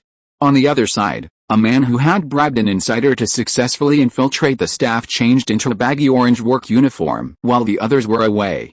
Pretending to be a security guard at the stadium, he followed the team to the staff entrance. "Stark, today I'll make you pay. For my father, for everything your father did to my father. I'll take back what's rightfully mine." Chapter 59. Where did this guy get the arc reactor? Wearing an orange safety suit, Ivan Vanko followed the other security personnel through the employee entrance towards his pre-assigned area. His attention was drawn to the trackside footage being broadcast on the large screen. Noticing the man in the blue Stark Industries racing suit on the screen, Vanko froze in surprise, then erupted in elation. "You're asking for it. Tony Stark, since you're in such a hurry to hit the road, I'll reluctantly send you to meet your father." "Leni, where's Tony?" Pepper was puzzled to see only Leni return. Weren't they just together? I don't know, probably went to the bathroom," Leni replied vaguely, unsure how to answer Pepper's question. She'd noticed Tony was missing a while ago and knew perfectly well where he'd gone. He'd probably changed into his racing suit and headed to the Stark Industries team by now. Just as she was wondering how to explain, The restaurant's television broadcast footage of the racetrack. Shouldn't the real meaning of owning an F1 car be driving it? Pepper's eyes widened in disbelief, and she quickly asked, Natalie, did you know he wanted to race? Natalie, who had come running, quickly explained, I just found out too. Pepper, filled with unease, knew Tony was a capricious guy. Therefore, she didn't immediately show her displeasure to Natalie, nor did she notice the strange expression on Leni's face. Have Happy prepare the car. Tony's briefcase is still with me. We'll be there immediately if anything happens. To avoid revealing her guilt to Pepper, Leni quickly arranged for Natalie to go find Happy. She then reassured the worried Pepper, assuring her that she would be there immediately if anything happened. This guy is completely reckless. Pepper knew Leni's capabilities, but she was still somewhat worried. Fortunately, Happy arrived just then and said the car was ready. The broadcast screens beside the track showed that many cars at the starting line had already started. Tony Stark, starting from 5th position, initially kept up with the driving pace of the 4 drivers ahead of him, but after a few corners, he was left behind. Ivan Vanko walked to an opening in the guardrail and effortlessly pushed it open. He stood confidently in the center of the track in full view of everyone. Whiplash had arrived. Leni, who was constantly watching the broadcast, jumped up and rushed out the moment she saw Ivan Vanko appear on the screen, heading straight for the Rolls-Royce parked outside. Happy, you stay here to protect Pepper, I'm going to find Tony. I can't let you go alone. Happy couldn't let Leni venture into danger alone, and jogged to get to the driver's seat first. But Leni didn't give him a chance. She flicked over the front of the Rolls-Royce and opened the driver's door before he could. She had no intention of letting Happy go with her. Against an opponent of that caliber, he would likely only make things worse. I told you to go back. Seeing that he was still determined to insist, Leni yelled. Then she got into the driver's seat, started the engine, shifted gears, and floored the accelerator, the car shooting off like an arrow. She glanced at the departing car, then looked back at Pepper, who stood at the restaurant entrance, her face full of worry. Happy sighed helplessly and turned to Pepper, reassuring her, don't worry, with Leni here, Tony will be fine. Leni, while controlling the steering wheel with one hand, conjured a Mark V briefcase from thin air and tossed it onto the passenger seat. She was about to grab a weapon from the storage compartment, but then abandoned the idea. This was Monaco, the track was packed with spectators, and the weapons in Leni's storage compartment were all large, with only 2 9mm P30L pistols. If a stray bullet accidentally hit a spectator, Stark Industries stock would definitely plummet. The hand cannon wasn't suitable for public use at this moment. He'd just recently supported Tony's decision to abolish the weapons department at the expo. If Tony pulled out a high-powered weapon right afterward, the backlash would be far too swift. Meanwhile, Ivan Vanko, equipped with a makeshift arc reactor and wielding 2 electric whips, cleaved Tony's expensive F1 car in 2 with a single blow. The powerful inertia caused the car to flip upside down on the track. If not for the 5-point harness, Tony would likely have been thrown off the track. Shaking a slightly dizzy head, Tony found himself headfirst in the cockpit. Not yet understanding what had happened, his first thought was to get out of there. In this emergency, without time to think, he swiftly removed the steering wheel, unbuckled his seatbelt, and scrambled away from the scene. To deal with that madman who seemed to have appeared out of nowhere, he at least needed to retrieve his briefcase first. However, Tony didn't immediately realize that this guy was after him. Ivan Vanko, after obtaining Tony Stark's schedule, originally planned to stage a terrorist attack in the bustling city of Monaco, hoping to lure this so-called Iron Man and give himself a chance for one-on-one revenge. But to his surprise, this arrogant and conceited guy would actually drive a race car himself. But that was fine, he could take the opportunity to kill him, kill this Stark family bastard who stole his father's research. Freed from the constraints of the race car, Tony quickly found a corner to hide, temporarily concealing himself. He then looked around for something suitable. During their brief encounter on the track, Tony hadn't immediately noticed the makeshift arc reactor on his chest. Now, observing from the shadows, he finally noticed it. Where did this guy get his arc reactor? He'd just publicly promised everyone the technology wouldn't be leaked, and now this scruffy, beggar-like guy had appeared out of nowhere and slapped him in the face. Looking at the disheveled man still lashing out with his electric whip, Tony noticed the man wasn't wearing much protection. Picking up a piece of carbon fiber that had fallen from some race car, Tony circled behind Ivan Vanko and delivered a heavy blow to the man's head. Who would have thought this Siberian Russian's physique was so freakish? Such a solid sneak attack from behind couldn't even cause him any real damage? Ivan, stunned by the blow to the back of his head, immediately turned and lashed out with his whip. Tony was also somewhat taken aback. The back of this guy's head was so absurd. He'd taken a sneak attack from an adult male and seemed completely unharmed. But there was no time to think. The whip strike, so close yet so close, forced Tony to scramble to the ground, barely dodging Ivan's vicious blow. Having missed his first attack, Ivan swung the electric whip in his other hand, ready to strike again. Tony didn't dare delay, using all force to lunge forward, once again narrowly avoiding the attack from behind. Seeing his once arrogant enemy's son, now fleeing blindly like prey in a desperate situation, Ivan Vanko couldn't help but feel a desire to continue toying with him. He wanted to savor the thrill of manipulating his enemy a little longer. He didn't want the game between hunter and prey to end too soon. Having narrowly escaped another attack, Tony suddenly noticed that the fuel line on a nearby race car had ruptured. Gasoline was leaking from the tank. Using the broken rearview mirror, Tony secretly estimated the range of Ivan's electric whip attack. As his opponent unleashed another powerful whip strike, Tony scrambled to his feet, then lunged to the side. Boom! The electric whip ignited a powerful explosion from the fuel, sending him flying far away and crashing heavily onto another overturned race car. Hiss! A piercing pain shot through his left arm, followed by sharp throbbing in his chest. Damn it! My left arm is broken, and I think 2 ribs are broken too. The intense pain left Tony weak and slumped to the ground. Turning back to look at his attacker, the flames from the explosion temporarily obscured his vision, creating some distance between them. Gritting his teeth, Tony reached into his suit and pulled out an alchemical crystal. Without hesitation, he shattered it against his chest. Chapter 60. I don't recommend playing such fancy games at such a young age. Rounding a bend, Leni spotted Ivan Vanko standing brazenly in the middle of the track. Perhaps not expecting a car approaching from behind, the other driver had perfectly positioned his back to Leni. Without hesitation, Leni slammed on the gas, the Rolls-Royce accelerating sharply towards Ivan Vanko. Tony, on the other end, also noticed the car hurtling towards them. Forgetting about recovering from his injuries, he quickly rolled away, narrowly avoiding the impact. Bang! At the last moment, Ivan Vanko noticed a sudden movement behind him, but it was too late to react. He was struck by the Rolls-Royce's wide front end and sent flying. He tumbled uncontrollably in midair, flying a considerable distance.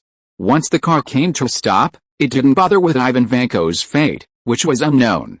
Leni grabbed the Mark V briefcase that had slipped under the passenger seat, opened the car door, and rushed towards Tony, who was slumped on the other side of the track. Having narrowly avoided being rammed by the madwoman's Rolls-Royce, Tony, looking at the attacker's uncertain fate in the distance, asked with lingering fear, "Did you want to kill him, or me? Or are you trying to kill me to inherit my fortune?" Ignoring his rambling, Leni helped him up. "How are you?" "I'm alright. Your stuff is as effective as ever." With Leni's help, Tony stood up again, stretching his still aching left arm. "That's good, but Pepper probably won't let you off easily when we get back. We'll see. By the way, who's this guy?" Tony couldn't understand how someone other than Leni could so easily replicate his prized arc reactor technology. "Ivan Vanko, this is related to your father, actually." Leni didn't intend to hide it, but before she could explain, the guy who had been lying motionless nearby stirred again. "Damn Stark bastards. I'll kill you all. Kill you all." It was unbelievable that Ivan Vanko could regain consciousness so quickly after such a severe impact. The Russian's constitution was truly astounding. Struggling to his feet, he spat out a mouthful of blood mixed with an unknown substance. Ivan Vanko once again fiercely swung the electric whip in his hand, step by step towards the two. Seeing this, Leni quickly shoved the Mark V briefcase into Tony's arms. "Go change, I'll buy you some time. Give me 20 seconds. At this point, there was no time to worry about weapons. Leni quickly ran to the car, climbed back into the driver's seat, and pretended to retrieve a weapon from the passenger seat. But Ivan Vanko had already reached the car. "You bitch, you want to die? I'll grant your wish." He lashed out with his electric whip, aiming straight for the Rolls-Royce's driver's seat. However, Leni's return to the car was merely a cover. With so many spectators and media present, opening the Void warehouse openly would cause a media frenzy tomorrow. So, after only a second inside, Leni retreated, simultaneously wielding a pair of luminous alien hand cannons. Dodging another whip strike, Leni didn't hesitate to pull the trigger. A cluster of scorching, electrically charged bullets hurtled towards his chest. Ah! Damn it! Caught off guard, Ivan Vanko took a solid hit. However, due to the opponent's overpowered weapon, Leni couldn't get too close. Therefore, the hand cannon's short range became a disadvantage. The shot only burned the guy's skin, failing to inflict any more damage. Tisk, I should have just brought out two P-30Ls. Leni thought to herself with regret. Then raised her hand and fired several more shots. Seeing this, Ivan on the other side dared not approach Leni any further. He genuinely couldn't figure out what she was holding. However, it was clear that her attack range was shorter than his. After using a few whip strikes to block the opponent's bombardment, Ivan decided to swing his electric whip, no longer continuing with straight up and down slashes. Instead, he used wide-range diagonal whips to constantly suppress Leni's attacks. Gritting her teeth, Leni glanced at Tony not far behind her. Her task was simple, just hold the guy off so Tony could change gears. With Tony as the main tank, Leni, as a damage dealer, had at least 9 ways to take down this trash. Retreating slightly to dodge the opponent's attacks, Leni was now standing beside Tony. Fortunately, this guy had already completed his Mark V transformation, and the handsome Iron Man armor immediately drew cheers from the audience. It was much more enthusiastic than when Leni had appeared earlier. Looking around at the crowd, Tony casually joked, "While I don't recommend playing around like this at such a young age, I still want to ask, how does that little whip feel?" Leni rolled her eyes at him, giving up the front line. "Stop talking nonsense, go get the damage, this guy's whip is absolutely disgusting." "Not bad, looks like you don't like the whip thing." Despite his nonchalant tone, Tony still strode towards Ivan Vanko. Looking at the attacker lying motionless on the ground, Tony ripped the arc reactor from the attacker's chest. With the help of his helmet, he discovered that this thing was just a low-powered, low-end replica. However, the design concept and principle were basically the same as the original arc reactor. "What did you say this guy's name was?" Hearing this, Renee also came over to look at the arc reactor in Tony's hand. The system immediately issued a notification, "Cold fusion reactor detected. Recovery recommended." "Ivan Vanko, this is a long story. I'll talk to you later. What do you plan to do with this guy?" Renee ignored the erratic system. Whoever wanted this piece of junk could have it. If she wanted it, she would have taken it from Stark's house long ago. What was the point of having this piece of junk? "Ivan Vanko? Do you have any ideas?" Tony searched his memory repeatedly, but still couldn't recall anything about this guy. Was this guy really self-taught? "If you don't have any requests, I can arrange for S.H.I.E.L.D. to handle him." Tony was taken aback. He had forgotten about S.H.I.E.L.D. He'd been so focused on taking a break that he'd forgotten about Renee's connection to S.H.I.E.L.D. After thinking for a while, Tony nodded, signaling the SWAT team members who had rushed over to carry the guy off the ground. "Let's leave it at that for now. I'd like to hear how this guy built the arc reactor once he wakes up." Leni shrugged and followed the arena security personnel, leaving with Tony through the staff entrance. The Rolls-Royce, its engine cleaved in two by Ivan Vanko, was clearly unusable. The two could only drive the car provided by the organizers back to their pre-booked hotel. According to the staff there, Pepper and the others had already gone back. "Ivan Vanko, the reason I mentioned this was related to your father is because this guy is actually quite influential." Leni, sitting in the driver's seat, pulled a pre-prepared document from thin air while controlling the steering wheel. His father, Ivan Vanko, a former Soviet physicist who defected to the United States in 1963. He later met your father, Mr. Howard Stark, and they collaborated on designing the arc reactor, but ultimately parted ways due to differing philosophies. Tony glanced at the document, clearly from S.H.I.E.L.D. So that's why he built the arc reactor? Ivan Vanko saw arc reactor technology as a tool for making money, but your father believed it was the key to advancing the field of human energy. Therefore, he expelled Ivan Vanko from the United States, and then the Soviets arrested him and brought him back. They wanted Ivan Vanko to build the arc reactor for them?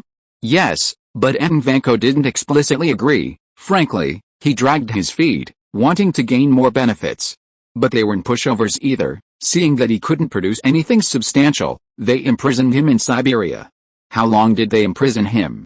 Tony flipped to the news reports about Aunt Ivanko's expulsion. 20 years, and then he lived on vodka for years. You know, that stuff doesn't cultivate any exceptionally talented children. Tony nodded.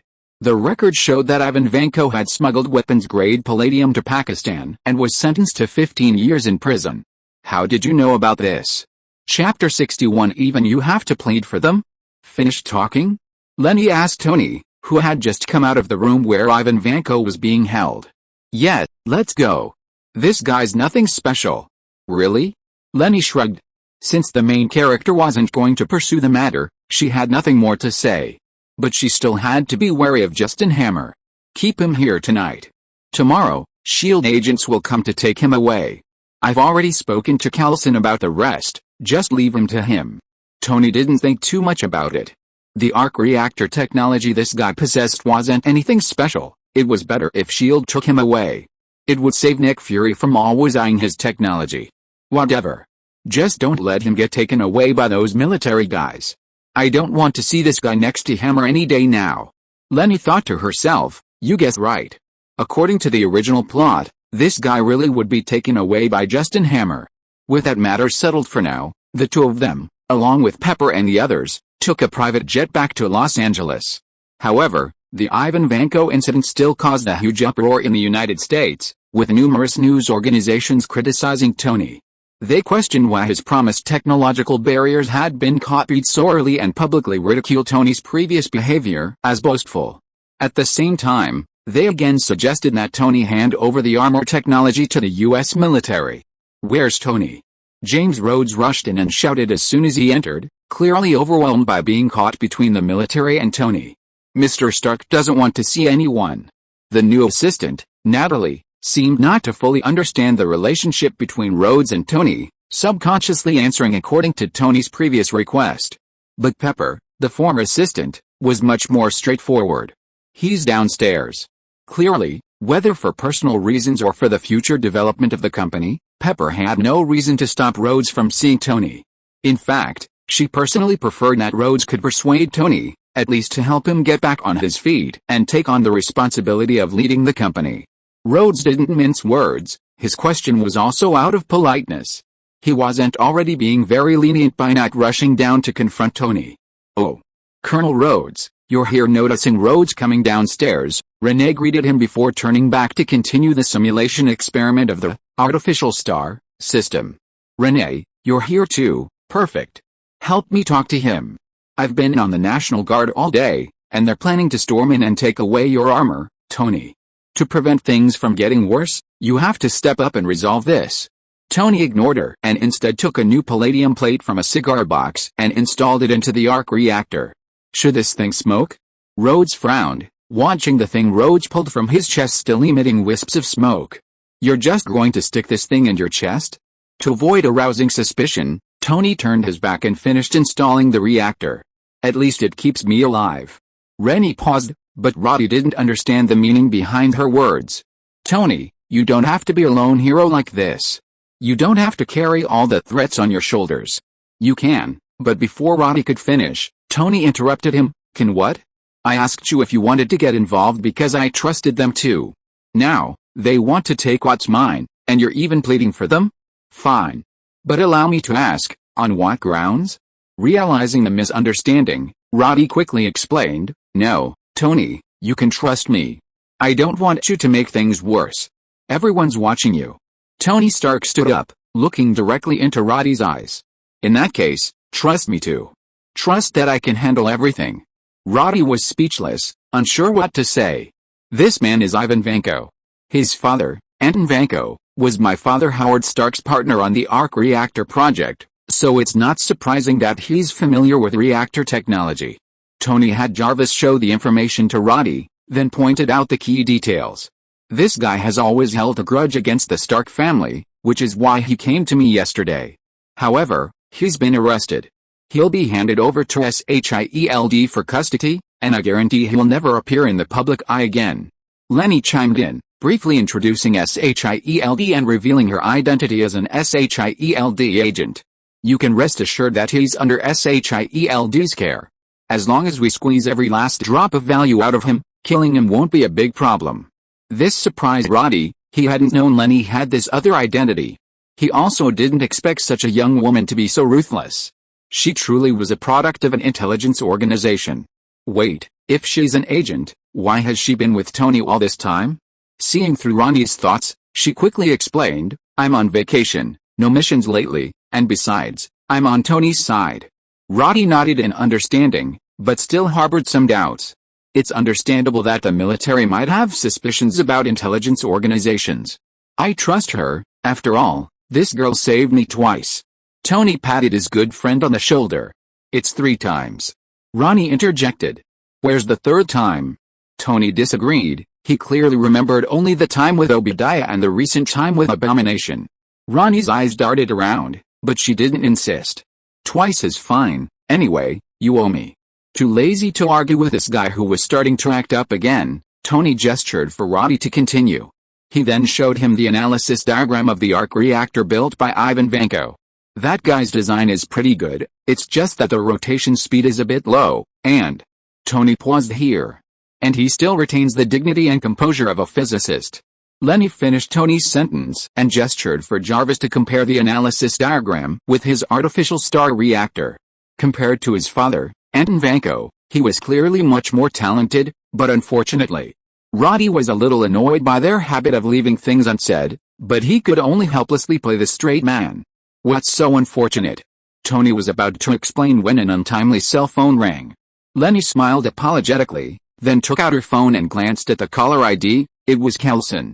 She gestured for them to excuse themselves and quickly made her way to the villa's entrance through the underground garage. Kelson, what happened? The voice on the other end carried a hint of anger. Leni, Ivan Vanko is dead. What? Leni couldn't believe her ears. How is this possible? Less than 24 hours have passed. The reason Leni was so eager to have S.H.I.E.L.D. take over Ivan Vanko's custody was to guard against this situation. After all, according to the original plot, this guy wouldn't die. Instead, he would use Hammer Industries' resources to create a real whiplash. Kelson knew this sounded unbelievable, but this was America. Anything, no matter how incredible, could happen, especially when it came to interests. We haven't confirmed if the body is him yet, but people in Monaco say someone attacked the local police station, and Ivan Vanko happened to die in the attack. Someone's trying to pull a switcheroo? Leni didn't believe the Monaco police's explanation at all. She immediately thought of Justin Hammer, because he was the most likely person to do such a thing. But the other party's methods were too swift and decisive. It didn't seem like something that idiot could do in such a short time. However, considering the other party's status as the largest arms dealer in the Department of Defense, Leni guessed that the military might be involved. Okay, I understand. Investigate Hammer Industries for me. You suspect Justin Hammer? The military is probably involved too. In any case, it's definitely related to Hammer Industries. Kelson thought about it and agreed to the investigation, then the two cut off communication. Back in the basement, before Leni could even speak, Tony noticed the anger on her face. What happened? We're in trouble. If you are listening to this novel on a channel other than Fanfic World, it means it was downloaded and re-uploaded without effort. We warmly invite you to visit our channel, Fanfic World. There you will find the original version of this story and many other novels of various genres. We look forward to seeing you dive into a world of incredible novels. Chapter 62 Silly Girl, Cry, You Don't Have to Be So Strong. Tony, we're in big trouble. Leni had just relayed the message from Kelson to the two beside her. She was about to explain her suspicion that Justin Hammer was behind it all when Pepper's anxious voice came from the stairwell. Pepper rushed down the stairs, her face filled with worry and anxiety. What happened? Tell me slowly. Tony quickly went to support her, who was somewhat flustered. It's Leni. Those media outlets are saying Leni is Mr. Howard's illegitimate daughter. Upon hearing this, not only Leni but even Tony was stunned.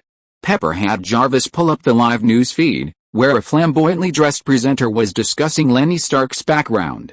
According to information we gathered at MIT and in California, this woman named Leni Testarossa Stark, the largest shareholder of Stark Industries besides Tony Stark and Pepper Potts, is actually Howard Stark's illegitimate daughter, Tony Stark's half-sister. Everyone in the room turned to look at Leni.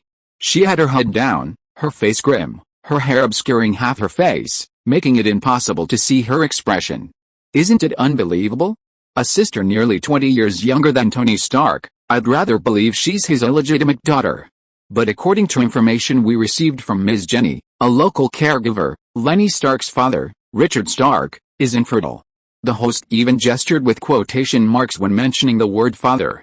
Old Jenny said she worked as a caregiver for Ms. Anna during her pregnancy and personally witnessed Mr. Howard Stark visiting her. They seemed quite close. Hearing this name, Leni instinctively clenched her fists. This isn't over yet. We've confirmed with a local hospital that Leni Stark was indeed conceived through IVF. Close. Tony shouted.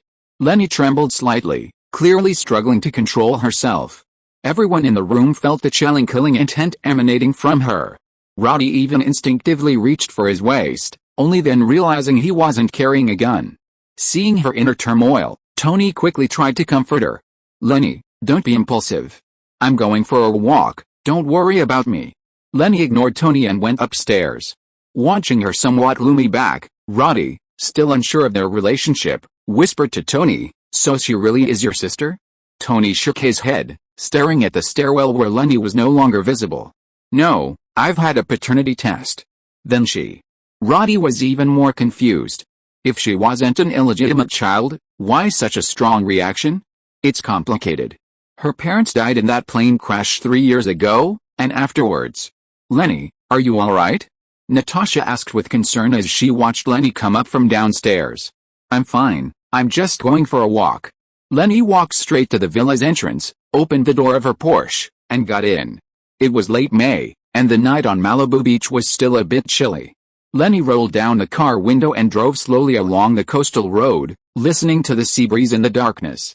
Driving to the edge of a cliff, Leni stopped the car and slowly said, "It's not good for me to be so stubborn, is it? Silly girl, just cry if you want to. It'll make you feel better. You don't have to be so strong. Yes, cry. No one here will laugh at you. We'll be with you." As soon as the words were spoken, tears streamed uncontrollably down Leni's face. From initially sobbing, she began to weep uncontrollably. "Dad, Mom, I miss you so much. Leni really misses you so much." Boo-hoo. At this moment, Leni's once slender figure appeared exceptionally small. She was no longer an S.H.I.E.L.D. agent, a gunner, or an MIT genius. She was just a girl who had lost her parents, lost everything she cherished. All the grievances, resentment, and cowardice that had accumulated in her heart over these past days turned into tears, flowing continuously from her eyes. Memories of the happy family life when her parents were alive flashed through her mind. Their happy, proud smiles, at this moment, felt like sharp knives piercing Leni's fragile heart. "Leni, you're a big girl now, you need to learn to be independent, to take care of yourself, okay?" "Yes. Leni knows."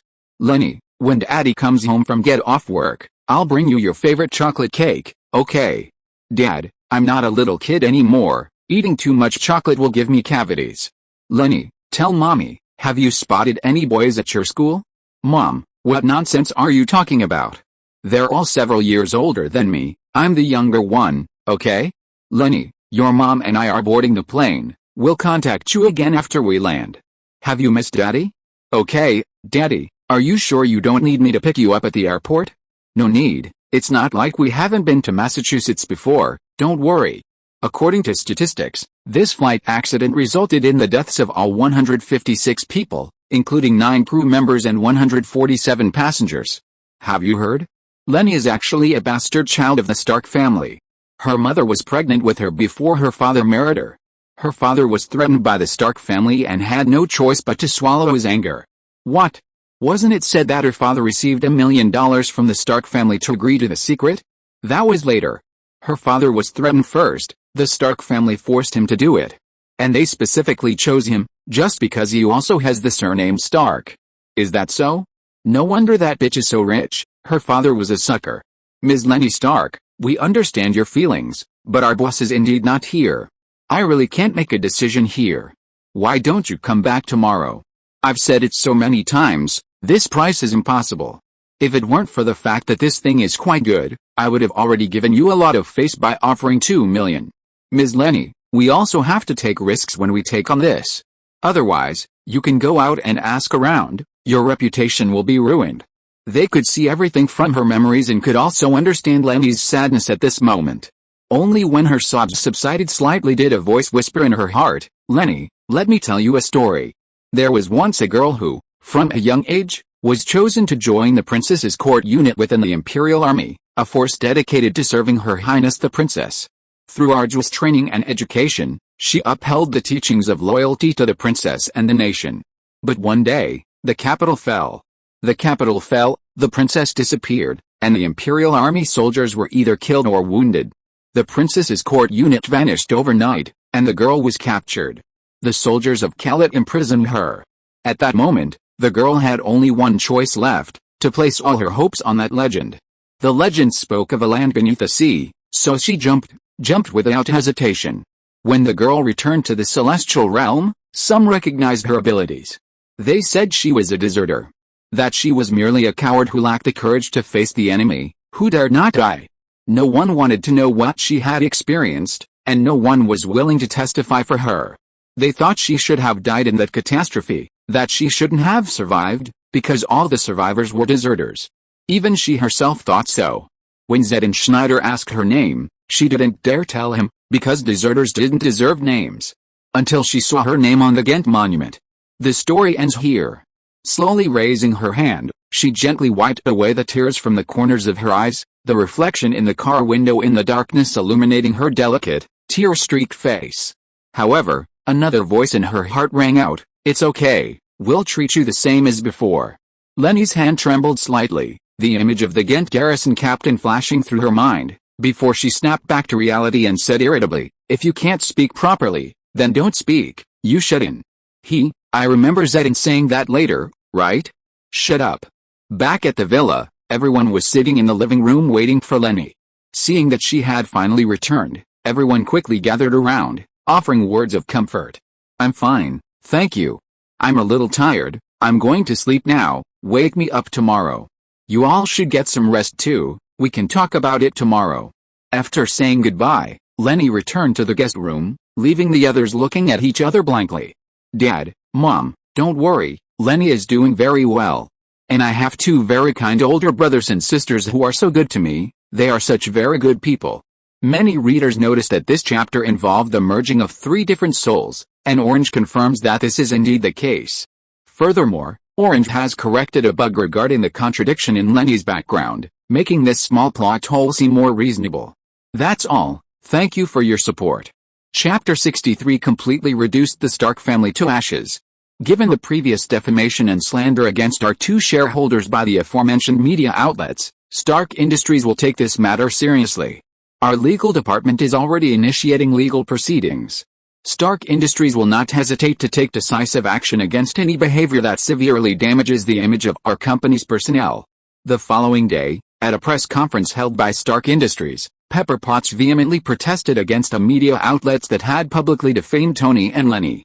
She clearly stated that she would use legal means to protect the legitimate rights and interests of the company's shareholders. Then how do you explain the Monaco incident? Who exactly is Ivan Vanko, and why does he possess arc reactor technology? Pepper was prepared for this question. Prevention is better than cure, concealment only makes things worse.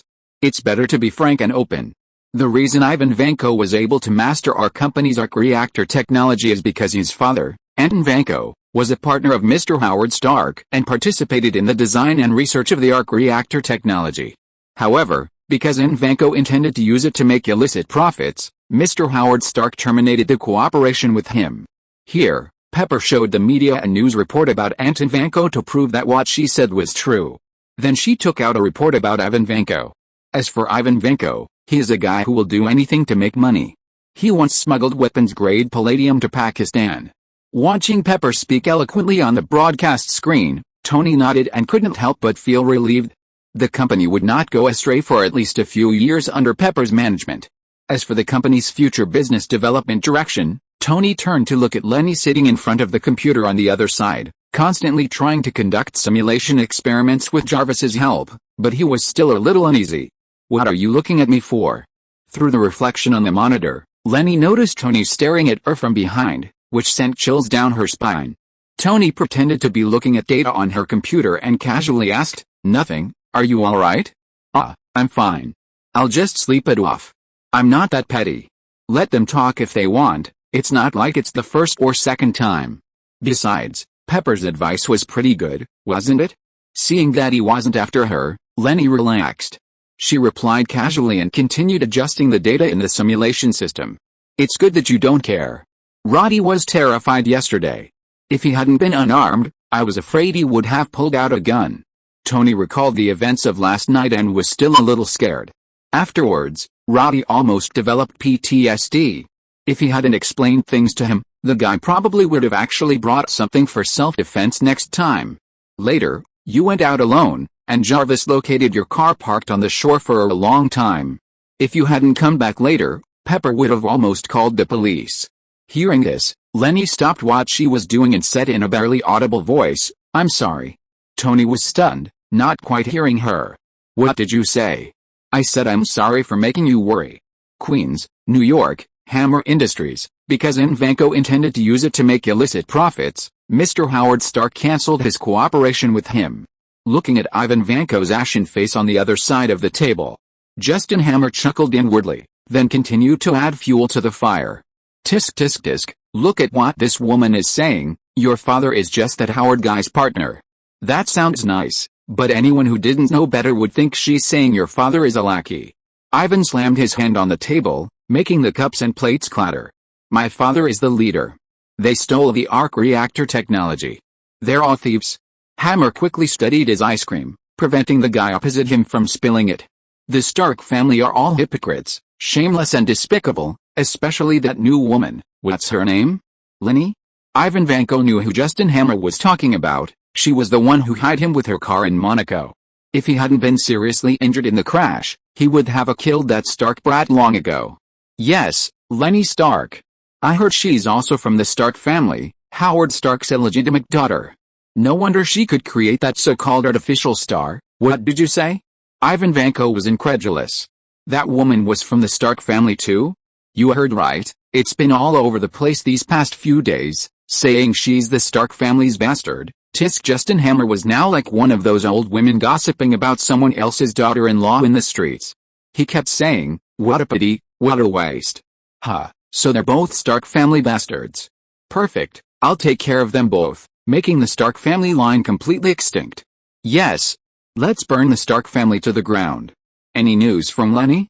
Through the large French windows, Nick Fury looked down at the Lincoln Memorial in the Washington Monument in the distance, asking Callison behind him without turning his head. "No news from her personally, but Natasha said she was quite emotional last night. But she's fine today, seems to have adjusted well." Hearing this, Nick Fury turned around, somewhat surprised. "Adjusted well?" "Yes, I was surprised too." Callison remained unsmiling, though those who knew him knew it was all an act. "I never expected to hear that word in Natasha's comments about Leni. It's quite unexpected." Nick Fury picked up the file on the table again, which contained information about Leni's background, and looked at the ID photo of Leni at age 20. Leni suspected that Ivan Vanko's disappearance might be related to the military? Yes, she believed that Justin Hammer alone couldn't have taken Ivan Vanko away so quickly, especially right under our noses. Indeed. The only ones who know our methods best are those guys in the military. Exactly, and I think this is very likely something the military is doing to us in response to the previous incidents. HMPH. In that case, do as Leni said. Put pressure on the military. I want to see who's so blind as to try and steal from S.H.I.E.L.D. Yes, sir. Looking at the newspaper reports about Leni's background, Ben Parker looked at May sitting beside him with some concern. That child, she's been wronged. Aunt May took the newspaper and glanced at it, then her face also showed worry. I wonder how she is now. If it weren't for me 3 years ago, that child probably. She should be fine. Even if what's said in the newspaper is true, she wouldn't do anything foolish. It's been so long, that child can stand on her own 2 feet by now. It's precisely because I know that child's personality that I'm worried about her. She always likes to swallow all her grievances, and she'll break down sooner or later. The more Aunt May talked, the more worried she became, so she simply picked up the phone next to her and dialed Leni. Leni, who was still dealing with the simulation experiment, saw that it was Aunt May's call and answered quickly without caring whether Tony could hear her. Aunt May, what's wrong? Did something happen at home? From Leni's tone, Aunt May didn't detect anything unusual, and she was slightly relieved. Leni, I heard about what happened with your uncle. I was worried you might be upset, so I called you. If you feel wronged, just come home. We're here for you. Leni felt a warmth in her heart, and the lingering emotion she felt vanished. She said sincerely, I know, Aunt May, I'm fine. Those guys just love making things up, they're just clowns. You don't need to worry about them. Aunt May was worried you might be upset outside.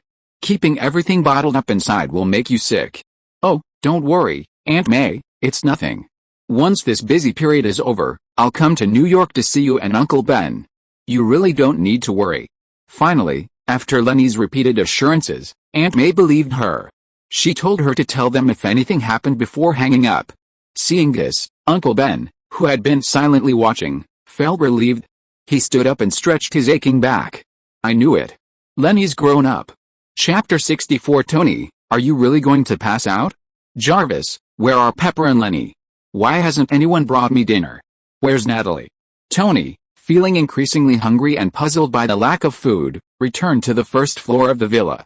Sir, Miss Pepper and Miss Leni are out. Miss Natalie is upstairs. Should I call her? Hearing this, he planned to check the kitchen for any food. Leni would surely have prepared something. No need, I'll find something to eat myself. However, just as he turned the corner of the stairs, he was startled by a group of people suddenly emerging from the corner. Surprise! The sudden fright almost made Tony misstep on the stairs, causing him to stumble and quickly grab the handrail.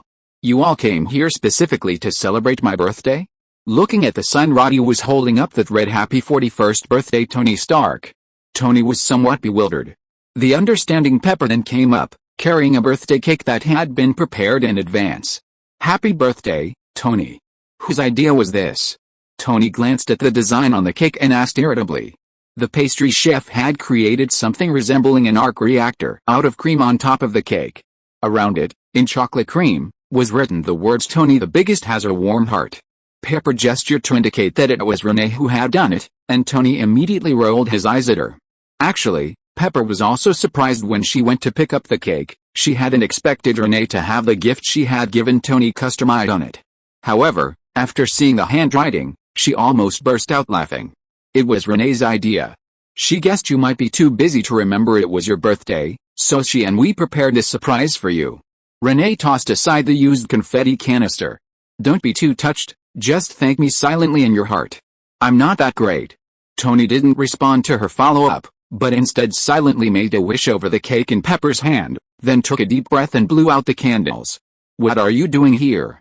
Taking advantage of a break in the cake cutting, Tony walked over to two guys who seemed a bit out of place in the crowd. Carlson still had that same smiling face. Leni said this might be your last birthday, so we came.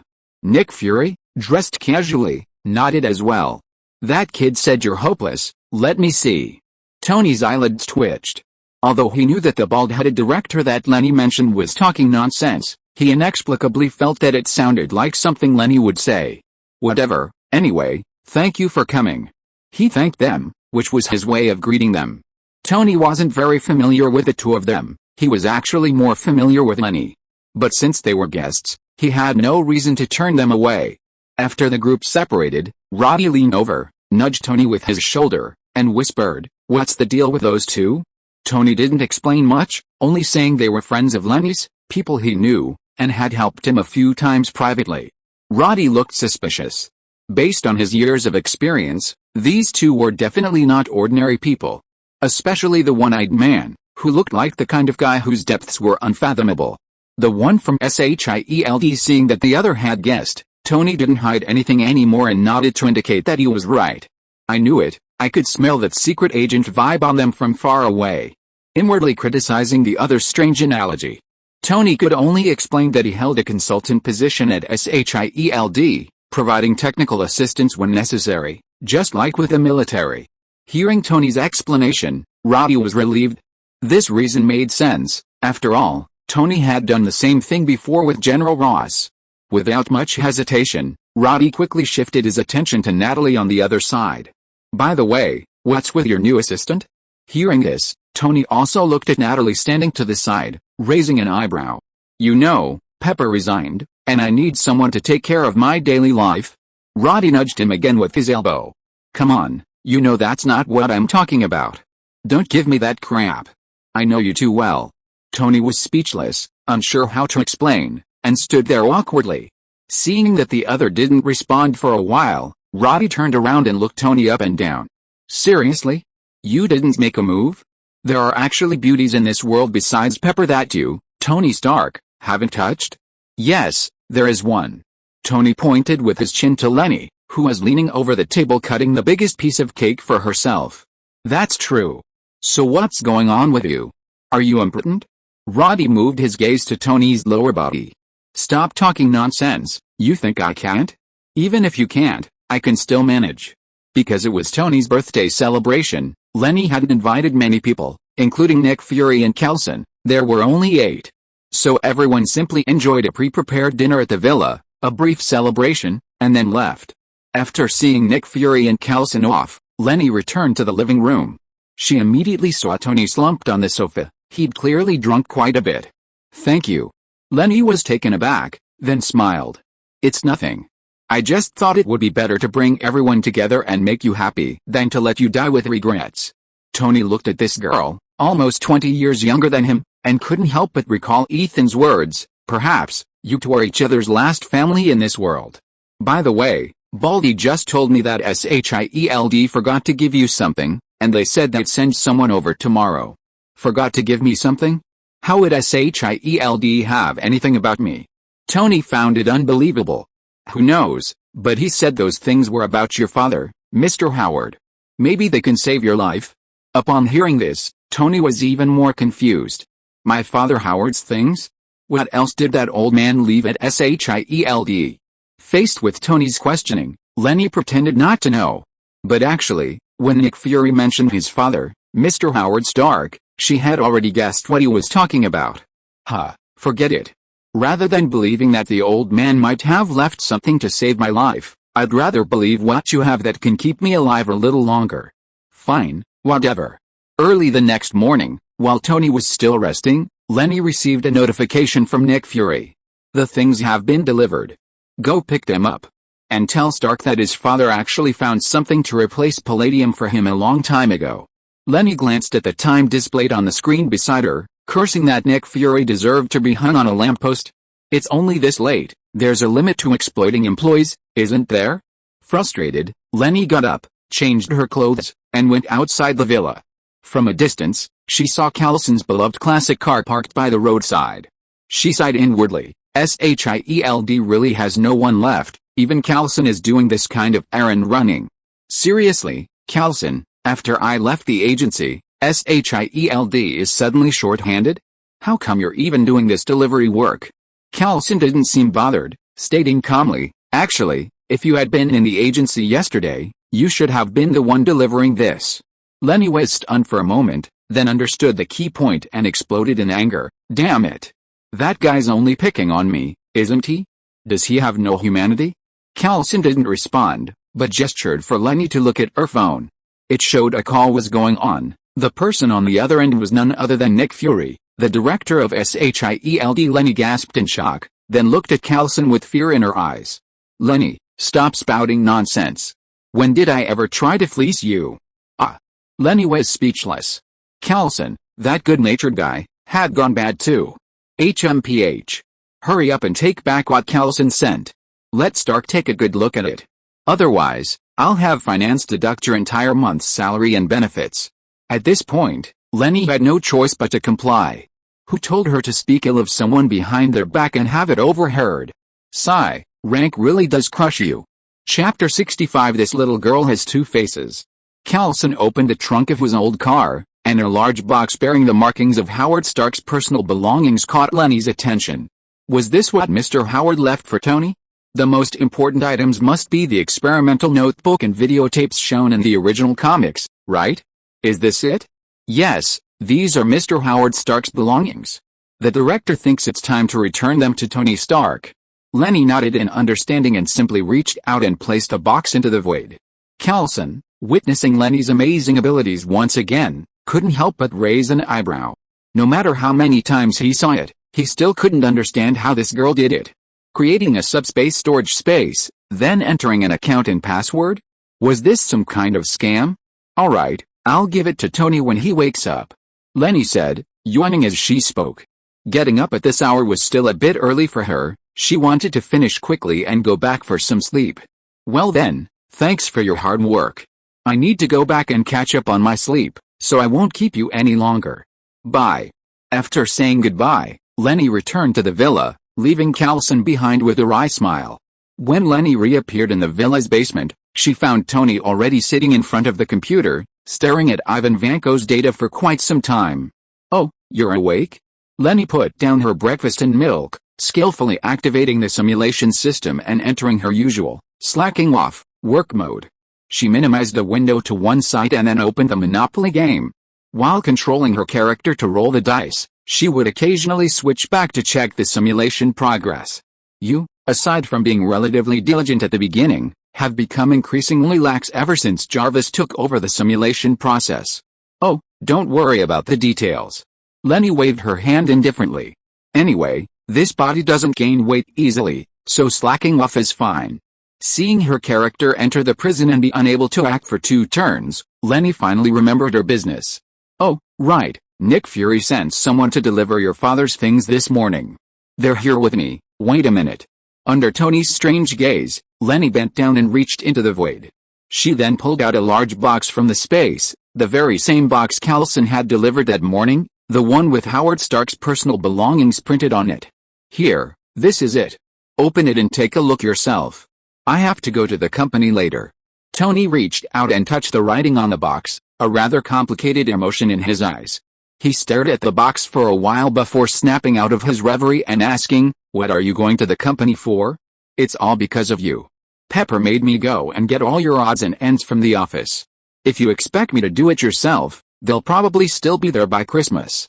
They're not anything special anyway, I can just throw them away." Tony briefly recalled that he hadn't been to his office for at least several months, and there didn't seem to be anything particularly important to keep. Probably. Come on, who would dare throw your stuff away so easily? Who knows if there's some mysterious black technology leading to the future inside. Throw it away? Leni thought, if he throws it away, and this guy discovers the secret Mr. Howard left him this afternoon, he'll be furious. Whatever, if I remember correctly, besides that 1974 Stark Expo model. There's nothing special. Is that so? Okay then. Pepper's leaving for New York at noon, I'll arrange for someone to throw them away, so you don't regret it and come asking for them back. Alright, stop nagging. Why are you acting like a 50-year-old when you're only in your 20s? So long-winded. Tony waved his hand impatiently, then opened the box on the ground and began rummaging through its contents. After leaving the villa, Leni drove her Porsche 911 straight to Stark Industries in Los Angeles. Several days later, when Leni's iconic sports car appeared downstairs at Stark Industries, the security guards and some employees at the entrance all gave her strange looks. After all, the rumors about the Stark family's illegitimate daughter had only just faded, and the public's discussion about this beauty was far from over. Leni didn't care about their opinions. After 2 days of adjustment, her mindset had shifted from that of a timid, humble young girl to that of a powerful female gunslinger. Faced with these so-called criticisms, Leni no longer cared as much as before. The innocent will remain innocent, and the guilty will remain guilty. When she had the strength to prove everything, she would use even more ruthless methods to shut them up. Stepping into the company, Leni headed straight for the president's office, deliberately keeping a stern face the whole way. Her cold, elegant demeanor, paired with her ever-present custom-made women's suit, gave her a rather imposing aura of a powerful woman. Standing in front of the president's office door, Leni knocked. After waiting a moment, she pushed the door open and entered. The instant the door closed, her previously icy expression instantly transformed back into the girlish demeanor she usually displayed at the villa. "Pepper, I'm here." Pepper, who had witnessed all the changes, couldn't help but smile. "I didn't expect you to have learned to put on 2 faces, Leni." "Hey, those guys are so annoying." Leni chuckled lightly, not wanting to say too much about it. She reached into the air and took out a cake, placing it on Pepper's desk. "I bought you a chocolate mousse on the way. Didn't you say you were going to New York later? Have something to tide you over." Hearing this, Pepper hesitated. She had already eaten quite a bit of cream cake last night. Would she gain weight if she ate this again? "Thanks, I'll leave it here for now." I'll take it on the plane. Seeing this, Leni didn't say anything more. The thought was enough. Whether she ate it or not wasn't important. By the way, Pepper, what happened in New York that made you rush over? Pepper reluctantly looked away from the cake, reaching for the documents beside her and handing them to Leni. It's about the Stark Industries Expo. Hammer Industries has applied for a booth there. They say they plan to showcase a new weapons system, expected to be unveiled tomorrow night. Hearing this, Leni was shocked. Justin Hammer's Iron Soldier project was already complete so quickly? Taking the documents and examining them closely, Leni gasped. Although the specifics of the new weapon system weren't explicitly stated, its plans encompass the Army, Navy, Air Force, and even the Marine Corps. Clearly, it was the Iron Soldier from the original story. Putting down the documents, Leni said to Pepper in a very serious tone, "Pepper, this Hammer Industries weapon system is extraordinary. Tony and I suspect Ivan Vanko is behind it." Pepper was incredulous, not understanding why Leni would say such a thing. Ivan Vanko? Isn't that guy dead? Leni shook her head. There were many hidden details involved, so she didn't elaborate. She simply said it was just a switcheroo by Justin Hammer. So, Hammer Industries may have already mastered the arc reactor technology? Pepper realized the key point and her heart skipped a beat. Why didn't these two tell her something so important sooner? Seeing the reproach on Pepper's face, Leni quickly apologized. "Sorry, Pepper, we didn't mean to hide it from you, we just didn't expect them to act so quickly. Only a few days have passed since this happened, and they're already planning to use arc reactor technology to slap us in the face." Now that things had come to this, Pepper couldn't blame Leni and could only sigh. "That being said, what evidence do you have?" Leni shook her head. "No, they were very skilled. If it weren't for our colleagues at S.H.I.E.L.D. not noticing something amiss, we probably would have been completely fooled by those two. If that's the case, then I really can't stop Hammer from showcasing his new weapon system. They applied for a booth days ago, and if we cancel it unilaterally now, it will not only damage Stark Industries' image but also affect future Expo collaborations." Pepper rubbed her temples. This was indeed a difficult situation. The key was finding a legitimate way to suppress the matter. Leni also looked troubled. She was good at dealing with enemies on the battlefield or experimental projects, but she was truly lacking in this kind of strategic thinking. Chapter 66 Let Roddy act as a mediator between us and the military. Just as the two were feeling rather awkward, Renee's phone rang. She took it out and saw it was Tony, who was at home. "It's Tony." She showed the caller ID to Pepper and, after getting her permission, answered the phone. "Tony? Pepper and I are together. What's up?" Renee first hinted at the situation to Tony and then put the call on speakerphone so Pepper could hear clearly. Tony understood Renee's meaning and, without mentioning his health issues, inquired about Pepper's situation. "Your call comes at the right time. We have something very important to tell you, and it might require your decision." Not wanting to waste time on pleasantries, Renee glanced at Pepper and went straight to the point, telling Tony about Hammer Industries' plan to unveil a new weapon system at the Stark Expo. "I think this matter is inextricably linked to Ivan Vanko. Justin Hammer couldn't have developed any new weapon system on his own. And based on the current information, this so-called weapon system involves not only the U.S. Army, but also the Air Force, Navy, and Marine Corps. This guy even considered the Marine Corps. Ivan Vanko must have really come up with something extraordinary." Tony, on the other end, was also somewhat doubtful upon hearing this. After thinking for a long time, he finally spoke. "That guy Ivan Vanko probably wouldn't completely hand over the technology to Hammer. They should be in a cooperative relationship, otherwise the Hammer guy would definitely kick him out." "I think so too. With Ivan Vanko's intelligence, he wouldn't do something like digging his own grave. But if Hammer really makes a splash at the expo, you'll probably face a lot of pressure. So we want you to make the decision." Pepper directly told the two of them their purpose. Tony stroked his chin, weighed the options carefully, and finally made a decision. "Let him open. Instead of being hesitant, let's launch a surprise attack. Since Hammer wants to use my platform to put on a show, I'll play along and have a good show." Leni and Pepper exchanged a glance, both seeing the knowing look on each other's faces. Pepper said succinctly, "In that case, I understand.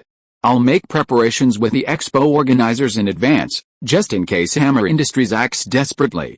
"What do you need me to do?" Leni looked at her phone, then at Pepper. What should she do? Hammer's expo doesn't start until tomorrow night, Pepper, take Natalie there first. Leni, come back. We need to discuss this matter carefully. Okay, I understand. With the matter settled, there was no need to delay any longer. Leni said goodbye to Pepper and got up to leave. But as she reached the door, she noticed a large pile of things in the corner. Leni then remembered the purpose of her visit. She walked over and lifted the canvas covering the 1974 Stark Industries Expo, revealing its full form. Pepper, I also took these things with me. Contact me anytime if needed. After storing the large object along with several crates of miscellaneous items in the void warehouse, Leni put on her icy expression again and left the CEO's office. I'm back. Back in the villa's basement, Leni first found a relatively conspicuous spot to place the model before turning to Tony, whose brow was furrowed. I also brought your things back. Any ideas? Justin Hammer's armor is lousy, but the basic design and operational layout are reasonable. If Ivan Vanko helps him solve the power source problem, he might be able to create an Iron Man suit. Leni looked at the data about Hammer Industries listed by Jarvis on the screen beside her. But after what happened before, no one is willing to be his test pilot anymore. Tony nodded, agreeing with Leni's assessment. Hammer can be a complete idiot sometimes, but Ivan Vanko isn't. I think he might abandon manual control of the Iron Man suit. You mean remote control drones? Leni was secretly alarmed. To analyze Ivan Vanko's remote-controlled Iron Man designed from the comics with so little information, Tony truly deserves to be one of Marvel's smartest people. That should be right. From the current information, that idiot Hammer still hasn't been able to recruit volunteers. Therefore, remote control is the only way to make the Iron Man suit move. Of course, we can't rule out the possibility that Ivan Vanko won't personally go into action. Should I go protect Pepper? And aren't we short-handed? Leni knew who Tony was most worried about among these people. If it really came to that, Pepper would need protection. Tony remained silent. This was indeed the most pressing issue. If there are a lot of tourists tomorrow night, and a serious stampede occurs, Stark Industries stock will definitely hit its daily limit down. What's your idea? Noticing the hesitant look on Leni's face, Tony gestured for him to speak quickly. Could you perhaps get Colonel Rhodes to join us? Leni had actually wanted to say this for a while. Because of her, Tony's planned birthday party turned into a private gathering. Rhodes also failed to retrieve the Mark II armor from the basement, causing War Machine's superhero debut to be prematurely cancelled. If Tony were to face Ivan Vanko alone, he would likely fall into the trap set by the enemy due to being attacked from both sides. Rhodes? Tony frowned. Wasn't this contradicting himself? Seeing the other person's displeasure, Leni quickly explained, it's like this, I think that since this has already happened, no matter how we handle it, the issue of the arc reactor technology leak will eventually be exposed to the media. So instead of letting them criticize us, we should take a strong stance. Colonel Rhodes is actually right, you don't have to shoulder this pressure alone. Since things have come to this point, we might as well bring him in directly and have him act as a mediator between us and the military. We are currently short-handed, and dealing with Ivan Vanko and Justin Hammer is clearly not enough for just you and me. But if Colonel Rhodes also dons your Iron Man suit, then at least he can assist you. With your teamwork, I think dealing with them shouldn't be a problem, and I can also focus on protecting Pepper. At the same time, in the long run, Colonel Rhodes can also help you share the pressure. When facing difficulties from the military, his status as an Air Force colonel can also help us completely shut those guys up. As long as you can lock the access to this armor system to Colonel Rhodes, no matter how hard they try, they'll only end up with an empty shell. At worst, we can add a self-destruct program to the armor. Once an unauthorized intrusion is detected, it will be immediately destroyed. Hearing this, Tony remained silent for a while. In fact, he had indeed considered having Rhodes join them. If it was really as Leni said, it wasn't entirely impossible. Seeing that the other party was already somewhat interested, Leni quickly pressed her advantage. Jarvis? If Mr. Stark needs to set up access locks, I don't think that's a problem. Looking at Leni's eager face, and then at the simulation program on the screen where Jarvis showed the armor entering self-destruct mode after an unauthorized intrusion, Tony sighed and nodded in agreement. Since you've said that, what can I say? But the cost of this armor is on your tab. Leni breathed a sigh of relief. It's just money, no big deal. She's quite wealthy now. One armor is nothing. That Mark II suit, that's about $140 million. I'll forego the change, I'll give you 100 million. How much? 140 million. You might as well just kill me. After having Jarvis notify Colonel Rhodes to come to the villa, Tony began preparing to dismantle the Mark II. This prototype suit didn't have any weapon systems installed, all its configurations were still in their very basic form. Now that he'd decided to bring Roldy on board, he'd have to invest some money. However, just as he was about to have Leni move the Mark II from the display case, a glance at the pile of things the other guy had brought back caught his eye. Especially seeing the Expo model deliberately placed in a prominent position, Tony froze on the spot. The key to the future is here. Chapter 67 The key to the future is here. The key to the future is here. Tony stared intently at the 1974 Stark Industries Expo model that had been gathering dust in his office. He, who had previously thought all hope was lost, now truly saw a glimmer of dawn. This thing. He walked over and touched the gold-plated nameplate, a complex emotion welling up inside him. Leni, open the cover on this thing. Jarvis, I need the holographic structural diagram of this model, the operable one. Okay. Without delay or asking why, Leni reached out and stored the cover on the model away in the void. At this moment, she finally breathed a sigh of relief. After all this trouble, the timeline was finally back on track. Data scanning of the 1974 Stark Industries Expo model complete, sir. What did you discover? Leni suppressed her excitement and retrieved the experimental recording camera that had been gathering dust in the corner from the void. She intended to record this moment. When I was sorting through my father's belongings, I found some things about the cosmic cube in his lab notebooks. Tony glanced at Leni's actions but didn't pay any attention. He then reached out and moved Jarvis's holographic data model to the center of the basement where the two of them usually conducted experiments. So? Leni skillfully turned on the camera. The time rules in the Void warehouse were different from those in the real world, so even after so long, the device still had plenty of power. Although Tony had installed more surveillance cameras in the lab so that Jarvis, who would never betray his master, could record videos, recording classics was something that Leni was very willing and happy to do. Didn't you say before that the arc reactor was actually a product of my father's research on the cosmic cube and Project Pegasus? I used to think that the arc reactor I perfected was its ultimate form, but now it seems that it is still far from being achieved. Tony stood in front of the erected holographic data model, his gaze focused on the very center of the model, the enormous steel globe built in the center of the expo park. What does this look like? Renee stood behind Tony, pointing the camera at the man who was now radiating light. After hesitating, she spoke. Is this an arc reactor? The upright holographic model, after the perspective shifted, presented a near circular shape. With a large earth at its center, and separated by walkways, it did indeed resemble the arc reactor blueprints that originally hung on the first floor of the Stark Industries building. Tony glanced back at Renee, his eyes filled with disappointment. Did you plagiarize your master's degree in physics? How did your advisor allow you to graduate? Renee was momentarily speechless. She had only given a passing grade answer. Was it really necessary to question her academic abilities? Ignoring Renee's indignation, Tony turned back to continue operating the holographic model. Jarvis, highlight the giant globe. As you wish, sir. It looks like an atom, and the globe is the atomic nucleus. If. Tony rubbed his chin, then stretched out his hands to magnify the globe in the holographic projection. Delete the walkways, remove the landscaping, shrubs, bushes, and the like. Leni didn't speak further. She already knew what this thing would be. At this moment, her attention was entirely focused on Tony. Forget the parking lot and entrances. Build the proton and neutron structures within the framework of the exhibition hall. Tony recalled the videotapes he'd found among his father's belongings, the video Howard had recorded for him. It was a message Howard had specially recorded for him when he was a child.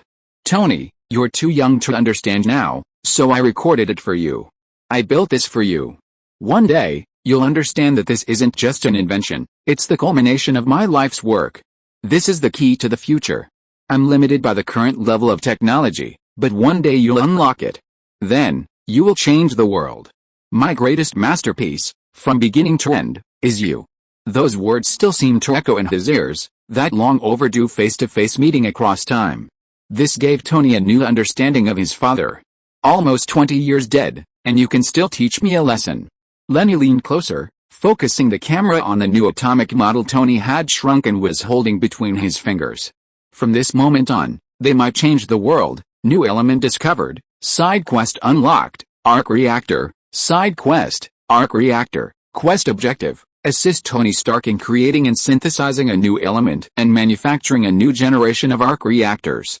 Quest reward, unlock the class inheritance system, male mechanic. Leni was shocked. She could actually unlock a new class inheritance.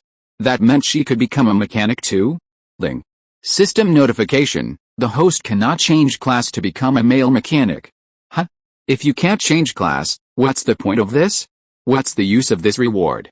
The system didn't reply, only prompting Leni, details, please explore on your own, explore my ass. Leni now wanted nothing more than to find something to smash this damn DNF system. Why doesn't this thing have an uninstall function? Doesn't the lot prohibit pre-installed software? This element should be a substitute for palladium in the arc reactor, but unfortunately, sir, we're afraid we can't synthesize it. Tony simply responded to Jarvis's words with a confident smile. Where there's a will, there's a way. Lane, get ready for a renovation, we have a big project to do. Colonel Rhodes, dressed in casual clothes, got out of the car after parking it in front of the Stark villa.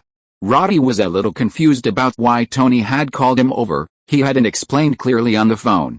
Stepping into the villa, he heard clanging and banging sounds coming from downstairs, accompanied by the roar of machinery. Worried that something had happened to Tony and the other man, Roddy hurried down the stairs. He found the two men covered in dirt, head down, smashing walls. Are you trying to tear this house down? Seeing Roddy, the two exchanged a glance, both seeing the same thought on each other's faces. Free laborers here. Leni winked at Tony. There's no such thing as a free lunch. Consider this the price for him becoming your assistant. Tony raised an eyebrow. It's still a bit too good for him, but consider it interest. Roddy glanced at Tony, then at Leni, a bad feeling creeping into his heart. What are you two up to with those winks? Seeing that the other party was becoming wary, Tony wasn't about to let such a good laborer slip away. He quickly went over and gave him a friendly smile. What are you talking about? I asked you to come here to discuss something important, but before that, I need your help. Roddy raised his hand to block the other party's feigned intimacy. Help? Help with what? Help you demolish your house? Realizing his plan had been exposed, Tony had no choice but to tell the truth. I've discovered a new element that can replace palladium, but synthesizing it requires building a particle accelerator. We're short-handed, so I'm asking you for help. Short-handed? Where's Happy? Looking around, Roddy remembered not seeing anyone else when he came in. He's Pepper's personal driver and bodyguard now, so he's not here. Tony rolled his eyes. Ever since Pepper became the company's new CEO, he'd acted like a divorced father. Not only was his wife gone, but even his child was with a mother. Without hesitation, he handed Roddy a hammer and patted him on the shoulder. You continue working on that wall. I'm going upstairs to fix the power. Leni, go to the warehouse and move the particle accelerator over. I'll go. Leni, you go fix the transformer. Watching Tony's hurried departure, the veins on Roddy's forehead throbbed. That guy screwed him over again.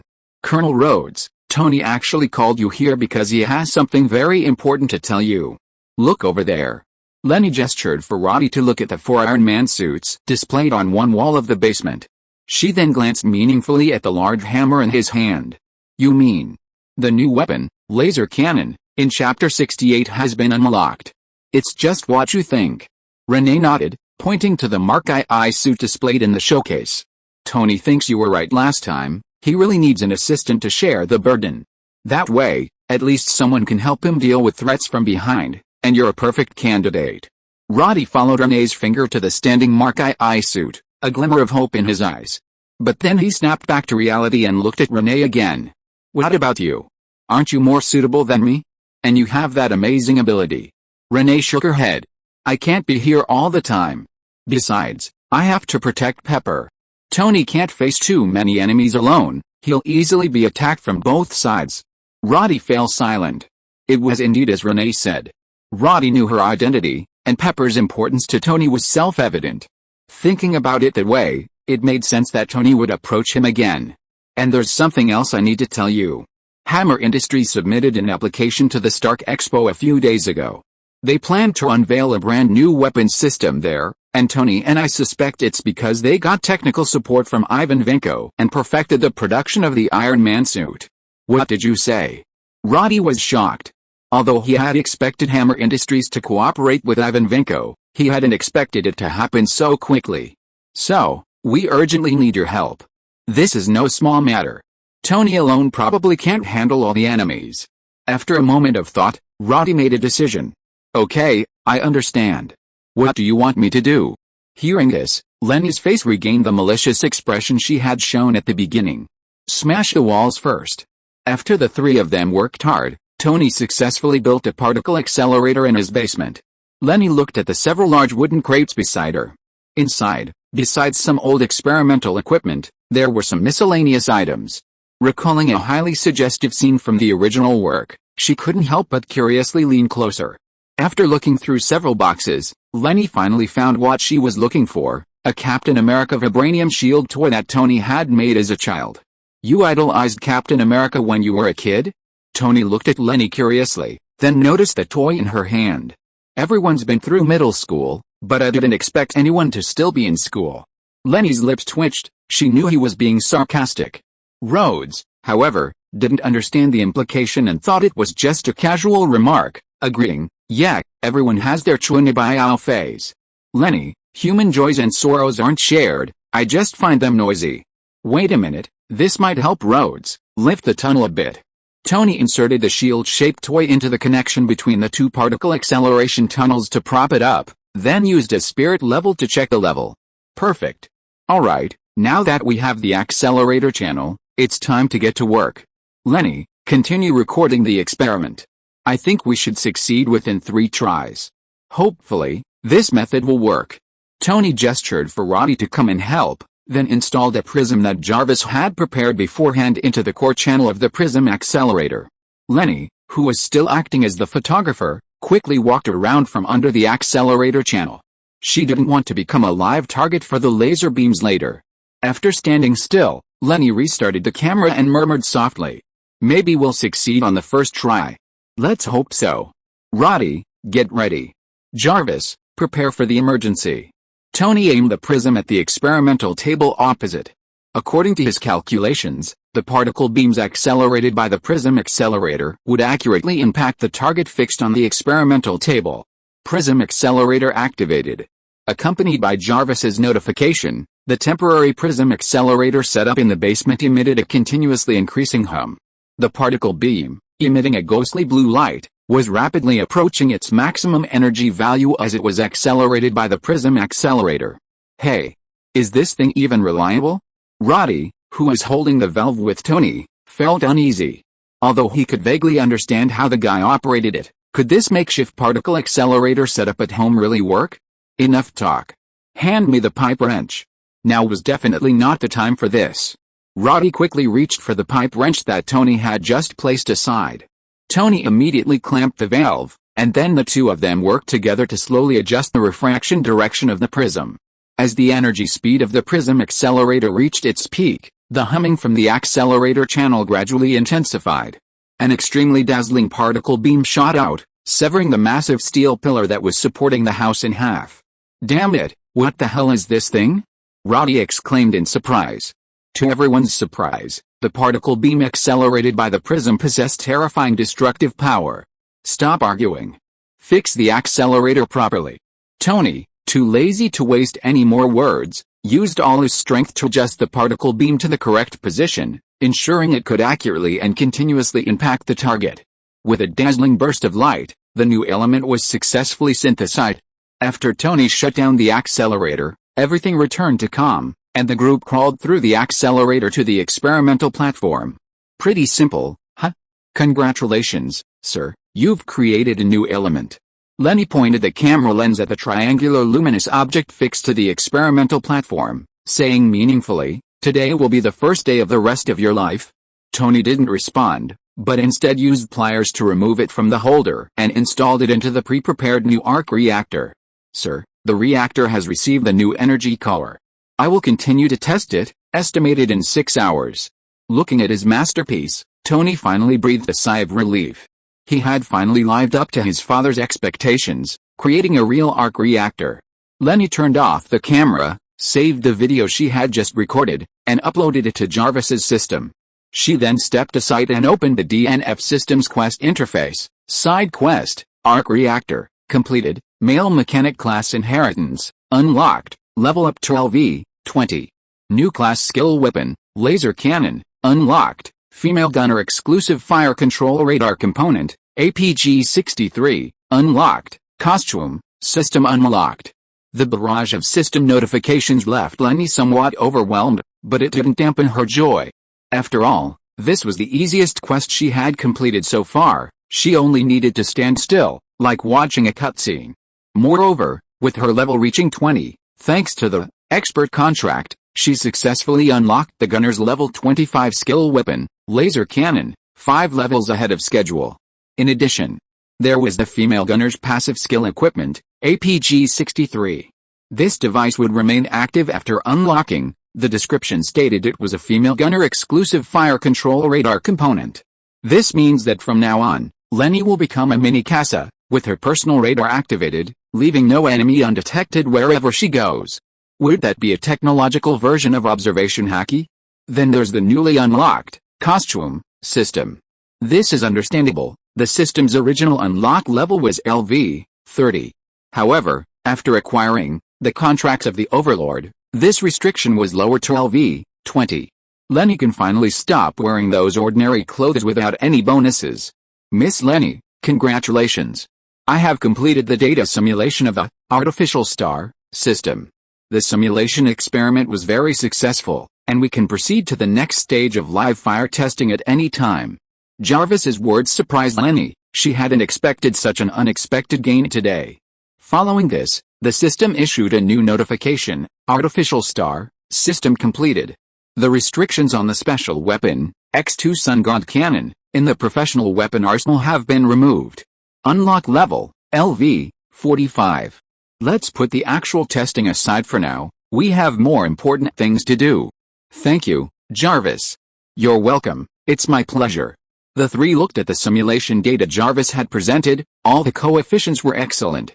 Although the energy output was far less than Tony's arc reactor, its advantage lay in the fact that the reaction materials were readily available.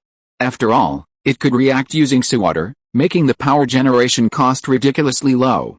Today really is our lucky day. In that case, how about we go up for a drink? It was still early, and Jarvis's new reactor testing would take time. This was a good opportunity to discuss Roddy's needs regarding the armor. If you are listening to this novel on a channel other than Fanfic World, it means it was downloaded and re-uploaded without effort. We warmly invite you to visit our channel, Fanfic World. There you will find the original version of this story and many other novels of various genres. We look forward to seeing you dive into a world of incredible novels. Chapter 69. Let's talk about it after you get your flying license. I like it to be powerful. Roddy put down his glass and gestured with his hands, intending to represent the strength he wanted in the Iron Man suit. I'm asking if you have any specific requirements. No problem, my requirement is powerful firepower. Tony sighed, rubbing his forehead. He definitely had too high expectations of his old friend from school. Alright, we'll see how it goes. Jarvis, get ready. Ready to start, sir. The three returned to the basement. The armor and weapon configuration wasn't difficult to solve. As a seasoned arms dealer, Tony could easily equip Roddy with a bunch of heavy weapons. Thus, Tony replaced all the materials on the Mark II armor with the same gold titanium alloy as his Iron Man suit. He sacrificed maximum flight speed for more reliable armor thickness. To meet Roddy's requirement of powerful firepower, Tony also upgraded the forearm weapons, adding more missile launchers. At Leni's suggestion and with Roday's approval, a more intimidating 40mm twin-barreled grenade launcher was added to his shoulders. This Mark II armor, which Roday named War Machine, featured a black and silver paint scheme more suited to anti-terrorism and blast-proof purposes, consistent with his low-key style. Furthermore, to make it easier for people to distinguish the two, Roday deliberately had Tony adjust the viewing window of the arc reactor on his chest, hoping to adopt a rectangular design to show that he wasn't Iron Man, but War Machine. Then I suggest you just print the name War Machine directly on your chest, otherwise you'll never know what nickname those guys will give you. Roday stroked his chin, agreeing with Leni's suggestion, and quickly gestured for Jarvis to add it. Finally, after about an hour of effort, the first-generation war machine was finalized and was expected to be delivered in 2 hours. Speaking of which, Colonel Rhodes has never piloted an Iron Man suit before. Can he manage in such a short time? Leni glanced at Rhodes, who sat beside her, looking eager to try. It was clear he'd been eyeing Tony's big toy for a while. Just call me Rhodes like Tony does. No need to be so formal. I think I should be fine. He's an Air Force colonel. If he says he can't do it, wouldn't that be a disgrace to the Air Force? Tony, watching Jarvis test the new arc reactor, said without turning his head. Rhodes's face darkened. Speaking like that in front of an MIT junior? How long did it take this guy to learn to fly for the first time? Hearing this, Leni looked at Tony, then at the clearly competitive Rhodes. Including the practice during the thruster test, the total time should be less than an hour? Upon hearing this, Rhodes's face immediately showed disbelief. Less than an hour? What did that mean? Tony, with his back to the two, curled into a smug smile. Tony didn't even need to turn around to guess the expression on Roddy's face. Fine, Tony, don't get cocky. Do you think a mere Air Force colonel like me is inferior to a guy like you, whose body's been ruined by alcohol and women? Wait until you get your flying license, Tony scoffed. Of course, the flying license he referred to wasn't a real pilot's license, but rather Jarvis's control over the Iron Man suit's settings. Just as the three were talking, Leni's phone rang again. She took it out and saw it was Carlson again. Apologizing for a moment, Leni went back downstairs and sat on the sofa to answer the call. Carlson? What's up? Leni. I'm calling to let you know I've been temporarily reassigned.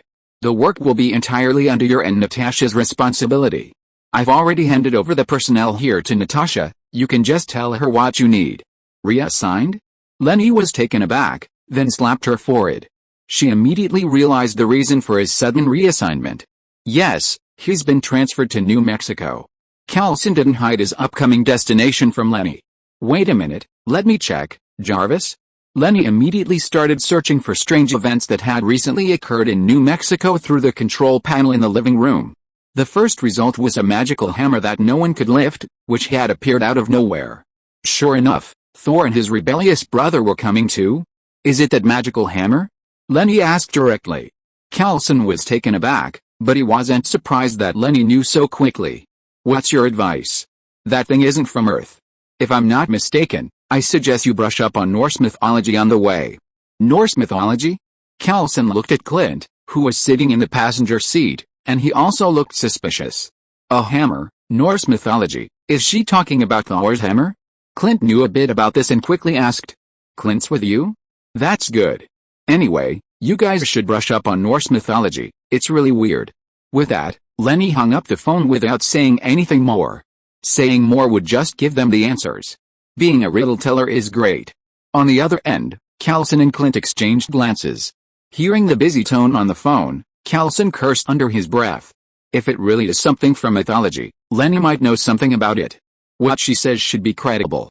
Carlson thought for a moment, still believing Leni wouldn't speak without reason. Considering Leni's previous behavior, perhaps she knew something else. In that case, it's better to be prepared than unprepared. I'll have Agent Hill send over some information on Norse mythology. Without hesitation, Clint pulled out his phone and dialed Maria Hill's number. What's up? Who called?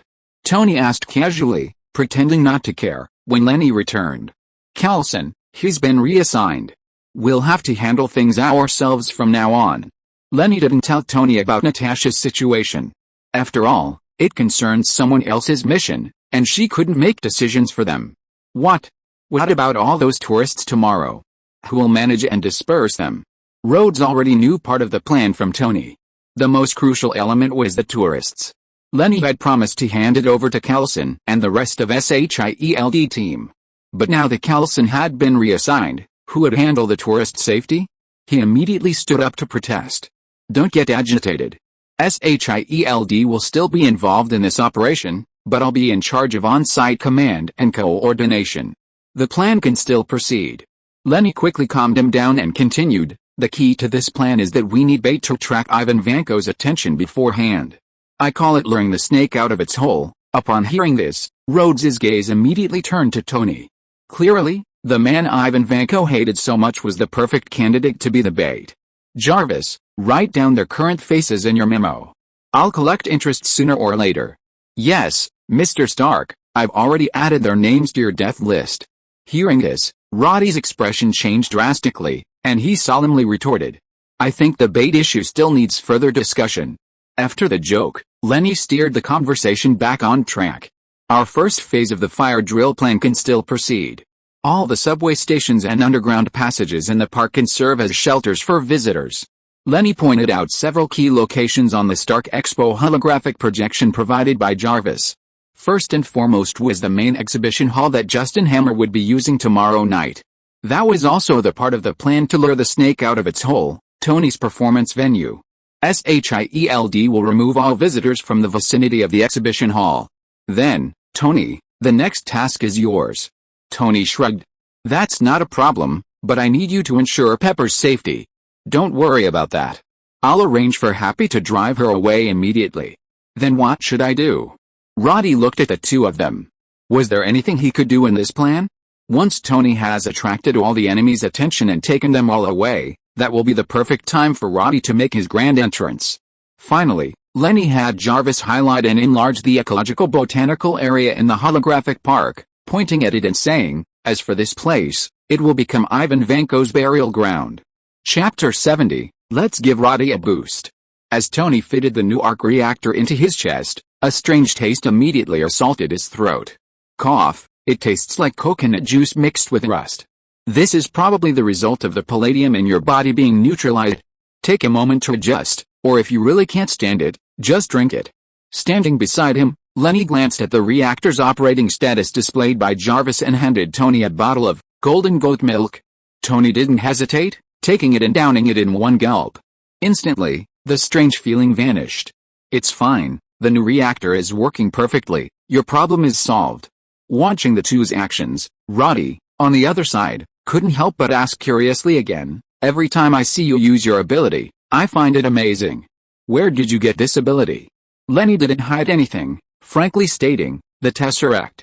I think you've heard of it, from the story of Captain America and Red Skull. The Tesseract? That thing really exists? Roddy couldn't believe his ears. Yes, actually, the arc reactor is a product of my father's research on the Tesseract. Tony tapped the triangular glass of the reactor on his chest. Incredible. Rhodey knew something about Captain America, Steve Rogers. After all, as the spiritual leader of the American military, his story was widely known.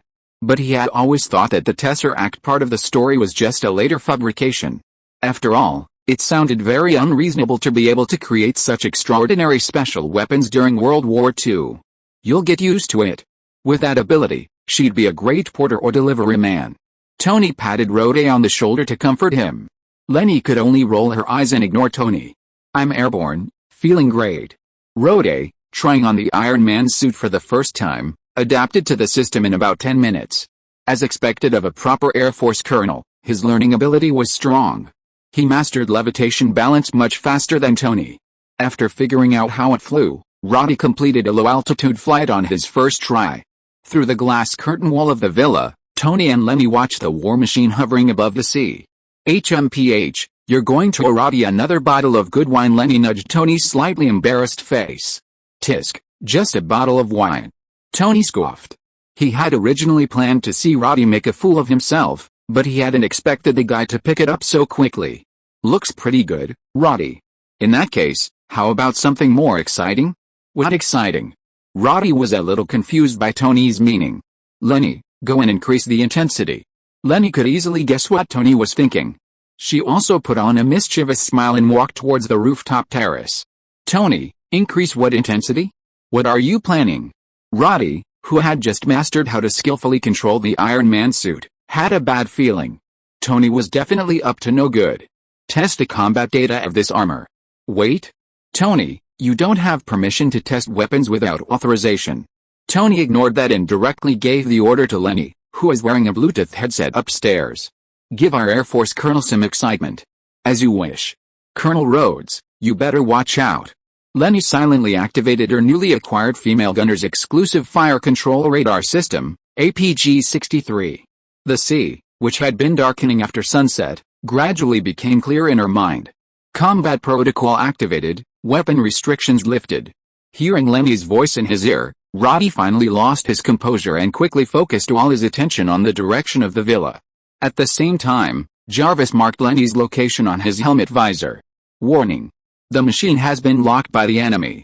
The machine has been locked by the enemy. With a warning message in large red letters on the screen, Roddy felt a strong sense of alarm and subconsciously wanted to maneuver to evade. Leni, you're serious? Since they were going to go all out, Leni wasn't going to just go through the motions. If she didn't familiarize the opponent with the combat capabilities of this Iron Man suit as soon as possible, it would be too late to cram for the real thing tomorrow. Several futuristic-looking pale blue streaks flashed, and an anti-tank gun launcher appeared in Leni's hands. Heavy weapon mastery activated. A pale blue light flowed from Leni's hands, covering the anti-tank gun's barrel. Shit. You two are both crazy. The moment he saw Jarvis give Leni the weapon data, Roddy immediately chose to climb to avoid it. Boom. Without hesitation, Leni pulled the trigger. A shell wrapped in pale blue light shot out of the barrel, heading straight for Roddy in midair. The shell's speed wasn't slow, but Roddy, with his extensive aerial combat experience, wasn't so easily shot down by a single shell. He performed a 360-degree spin in his aerial combat suit, and the anti-tank gun grazed the war machine as it flew away. Finally, propelled by inertia, it plunged into the sea and slowly disappeared into the ocean. Not bad. Colonel Roddy Tony's lips curled into a smile. This was exactly what he wanted to see. Leni, bring something harder. The anti-tank gun isn't quite there yet. A flash of light, and after retrieving the anti-tank gun, Leni retrieved a Stinger missile launcher from the void. Then, using its built-in locking device, she targeted Roddy in the air. Hey. Leni, stop messing around. That thing is no joke. But before she could finish speaking, Leni launched the Stinger missile. With a roar, it flew swiftly, leaving a dazzling trail in midair. Jarvis, chaff. The weapon systems on War Machine's legs activated, and a series of infrared chaff flares transformed into brilliant sparks in midair.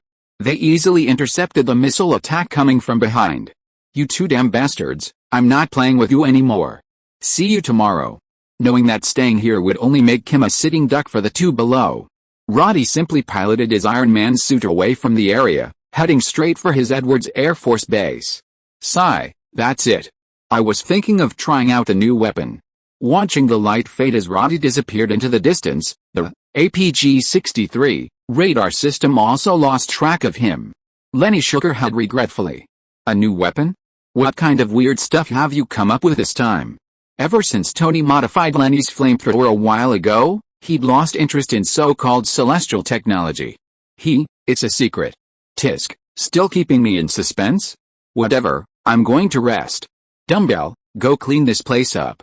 I don't want it to be a mess tomorrow. Dumbbell, I'm not human, but you really are a dog.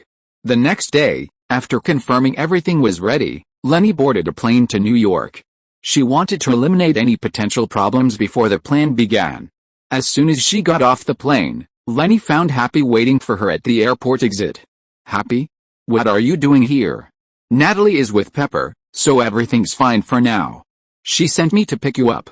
Happy stubbed out his cigarette and gestured for Leni to come with him. Pepper asked me to tell you that the fire department and police are all taken care of. The company got permission for this fire drill with a donation they couldn't refuse. Yet, money talks. Leni nodded. This was expected. American fire departments aren't free public services. Being a firefighter is a high-risk profession, but for the people here, it's just a special job.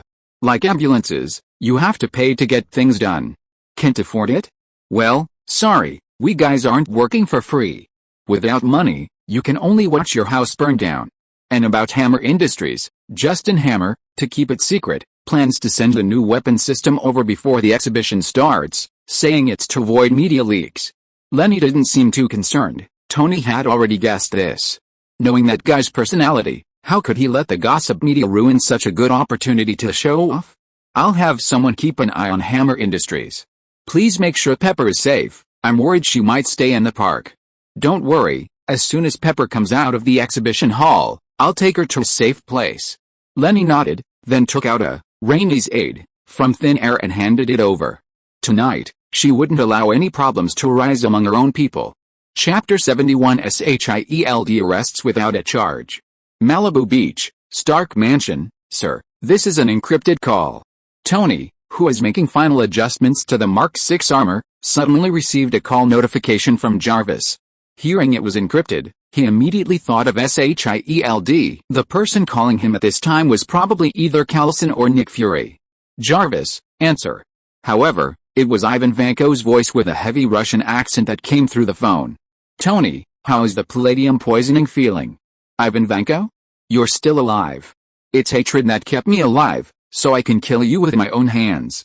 The other party wasn't surprised that Tony knew he was still alive. Come on, I'm more curious about what Justin Hammer promised you to get you to work for him. Work? It's just exploitation, like what your dad did to my father. Once he's no longer useful, I'll discard him. You really have a saintly heart. Tony scoffed, his hands still busy, contacting Leni through Jarvis. Likewise, and you're absolutely right about one thing. What? Tony immediately texted Leni, Ivan Vanko confirmed alive, with Justin Hammer. Increase the speed, that's definitely a good idea to boost power. You'll see its power soon enough. Just wait, I'll personally destroy you, destroy everything you and your dad did, starting with the Stark Expo. With that, the line went dead. Tony froze, his hand paused in midair. He had a bad feeling, had the other side already guessed their plan? Without further ado, Tony had Jarvis dial Leni's number. Before Leni could speak, Tony immediately inquired about Hammer Industries' movements. Justin Hammer? Their forces haven't arrived yet, they only sent a few to discuss site usage. Tony breathed a sigh of relief, it meant there was still time. The plan has changed. I just received a call from Ivan Vanko. He said his targets, besides me, include the Stark Expo. He might attack it directly, and I need you to evacuate the visitors immediately. The implication was clear, Ivan Vanko's first target was the Stark Expo. This put tens of thousands of visitors in danger, and their evacuation was imperative. You mean he's going to destroy this place? Leni was startled, then slapped her forehead. Damn it, how could I have overlooked something so important? Accustomed to following the plot, she hadn't taken the safety of the visitors seriously at all. Now that I think about it, Ivan Vanko, that Russian who hates the Stark family, is absolutely capable of destroying the expo. Taking a few deep breaths, Leni forced herself to calm her agitated heart. Gritting her teeth, she said to Tony on the other end of the phone, It's come to this, Tony. Instead of waiting for them to strike, we should strike first and catch them off guard. What are you going to do? According to the information provided by Hammer Industries, they will be sending a convoy to deliver the new weapon system they want to demonstrate here later.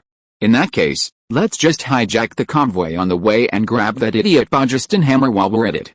Tony frowned upon hearing this. You want to arrest that guy? On what charge? He may be a bit stupid, but he's got plenty of legal teams.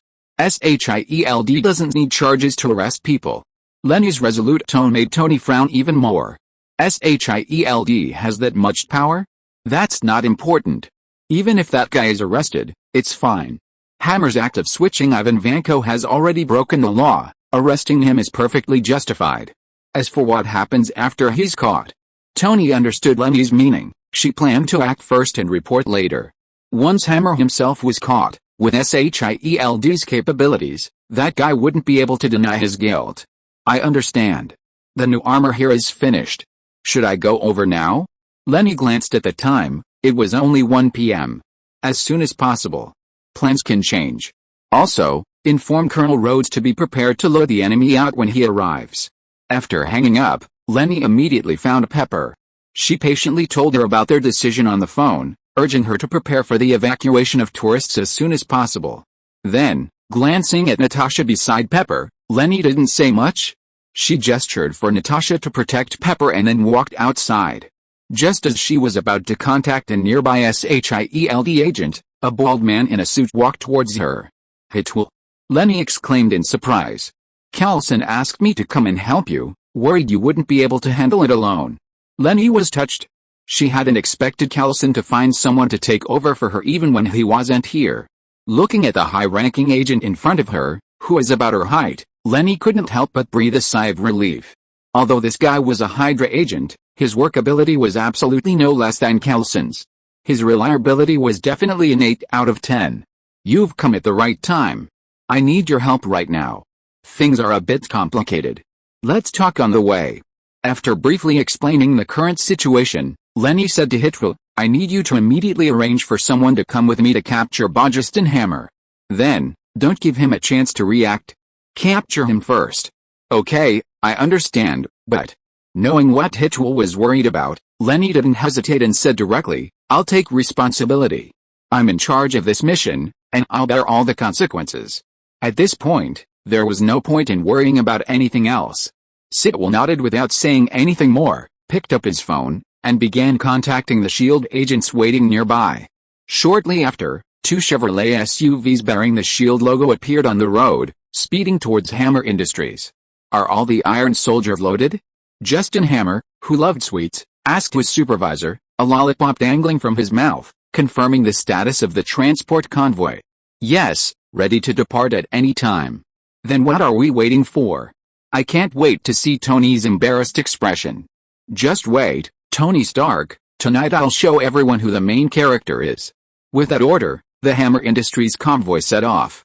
As the company president, Justin Hammer naturally sat in the extended limousine leading the convoy. However, shortly after the convoy departed, as Hammer was happily enjoying the wine prepared in the car, the driver suddenly slammed on the brakes, bringing the vehicle to a screeching halt. Just as Hammer was raising his glass to enjoy the moment, the sudden stop caused him to stumble. The wine in his glass wasn't wasted, it splashed all over his face. Justin Hammer was furious, immediately calling the driver an idiot and threatening to throw him into the sea to feed the fish. Boss, there are cars blocking the road ahead, the driver complained, feigning distress. He hadn't meant to. Who knew those cars would suddenly block the road? Hearing this, Hammer paused, then looked outside. Sure enough, a Chevrolet SUV was blocking the road. His Bentley had almost crashed into it.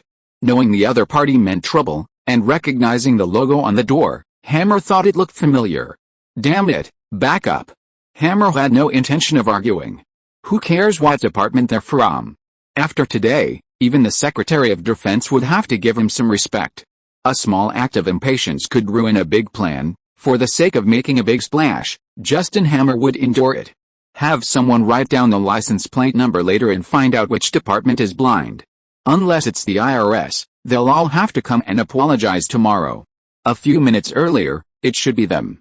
S.H.I.E.L.D glanced at Leni in the back seat through the rearview mirror. She was preparing handcuffs and weapons. Leni immediately followed her finger and saw Justin Hammer's car. How is the performance of this Chevrolet? Has it been modified? S.H.I.E.L.D paused, then understood Leni's implication and nodded affirmatively. This Suburban isn't as good as the Chief's, but it should meet your needs. Then let's move. As soon as Leni finished speaking, S.H.I.E.L.D, who had already guessed what she was going to do, stepped on the gas without hesitation, heading straight for the extended luxury car leading the way. When the two cars were less than 100 meters apart, S.H.I.E.L.D turned and drifted. He gracefully brought the somewhat heavy-looking car to a stop in the middle of the road. Chapter 72. You'll be going to court soon. Who are you people? Justin Hammer asked the bald man who seemed to be the leader, staring at the people getting out of the two Chevrolet Suburbans. Before the bald man could speak, a woman in sunglasses stepped forward from behind him and said, Justin Hammer, how have you been? After scrutinizing her face for a while, Hammer finally recognized her. Are you Leni Stark? Justin Hammer, you are suspected of endangering national security and harboring criminals. I will be arresting you on behalf of S.H.I.E.L.D. Leni then stepped forward to restrain him. Hammer's two bodyguards couldn't just stand by and watch, and quickly stepped forward to take action. One of them even reached into his pocket. Leni didn't give the group a chance to react.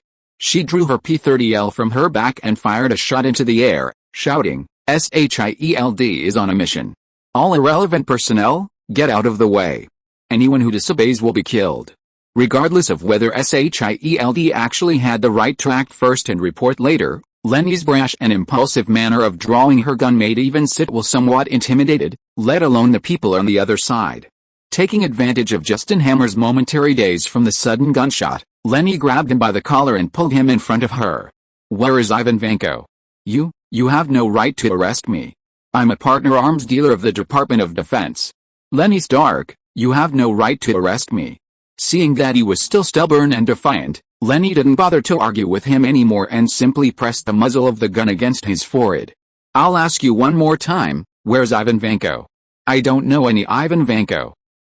Before Hammer could finish speaking, a huge roar came from the convoy behind them. Boom. Everyone quickly looked in the direction of the sound and saw that the door of the lead van had been blasted open by something. The dented door panel was embedded directly in the front of the second vehicle. Leni's eyelids twitched in shock. Could it be? As she expected, after a series of clanging and banging sounds of metal hitting the ground, one after another, steel soldiers flew straight towards the Stark Expo. Damn it. H.I.E.L.D, you immediately notify Pepper to evacuate the entire park. Leni ordered without hesitation. Then, grabbing Hammer by the collar, she cursed fiercely. I'm telling you, Hammer, if any civilians are injured or killed because of you today, you can expect to be on trial. Without waiting for the stunned man to react, she shoved him into the SUV. Signaling her two subordinates to keep a close eye on him, Leni quickly pulled out her phone to contact Tony. She only breathed a sigh of relief after confirming his arrival. With Tony there, at least they could draw the fire of the Iron Soldiers, buying Pepper and the others time to evacuate all the tourists. The capture was over, and just as everyone was about to get into the car and return to the expo, a shell unexpectedly landed near them. The shockwave from the explosion sent several people flying. Leni was the first to react. This explosion was nothing to her. After the system's upgrades, unless it hit her directly, this level of bombardment would only pose a threat to her as shrapnel. The attacker was an Iron Soldier equipped with a shoulder cannon. This Iron Soldier hadn't followed the other 30-odd Iron Soldiers to the expo but stayed behind to ambush Leni. Tisk. It seems Ivan Vanko remembers me and has included me as one of his targets. What an honor, Leni muttered to herself, holstering her P-30L pistol and hiding behind the SUV. This Suburban is bulletproof, it should be fine as cover for now. Operational protocol activated, weapon restrictions lifted.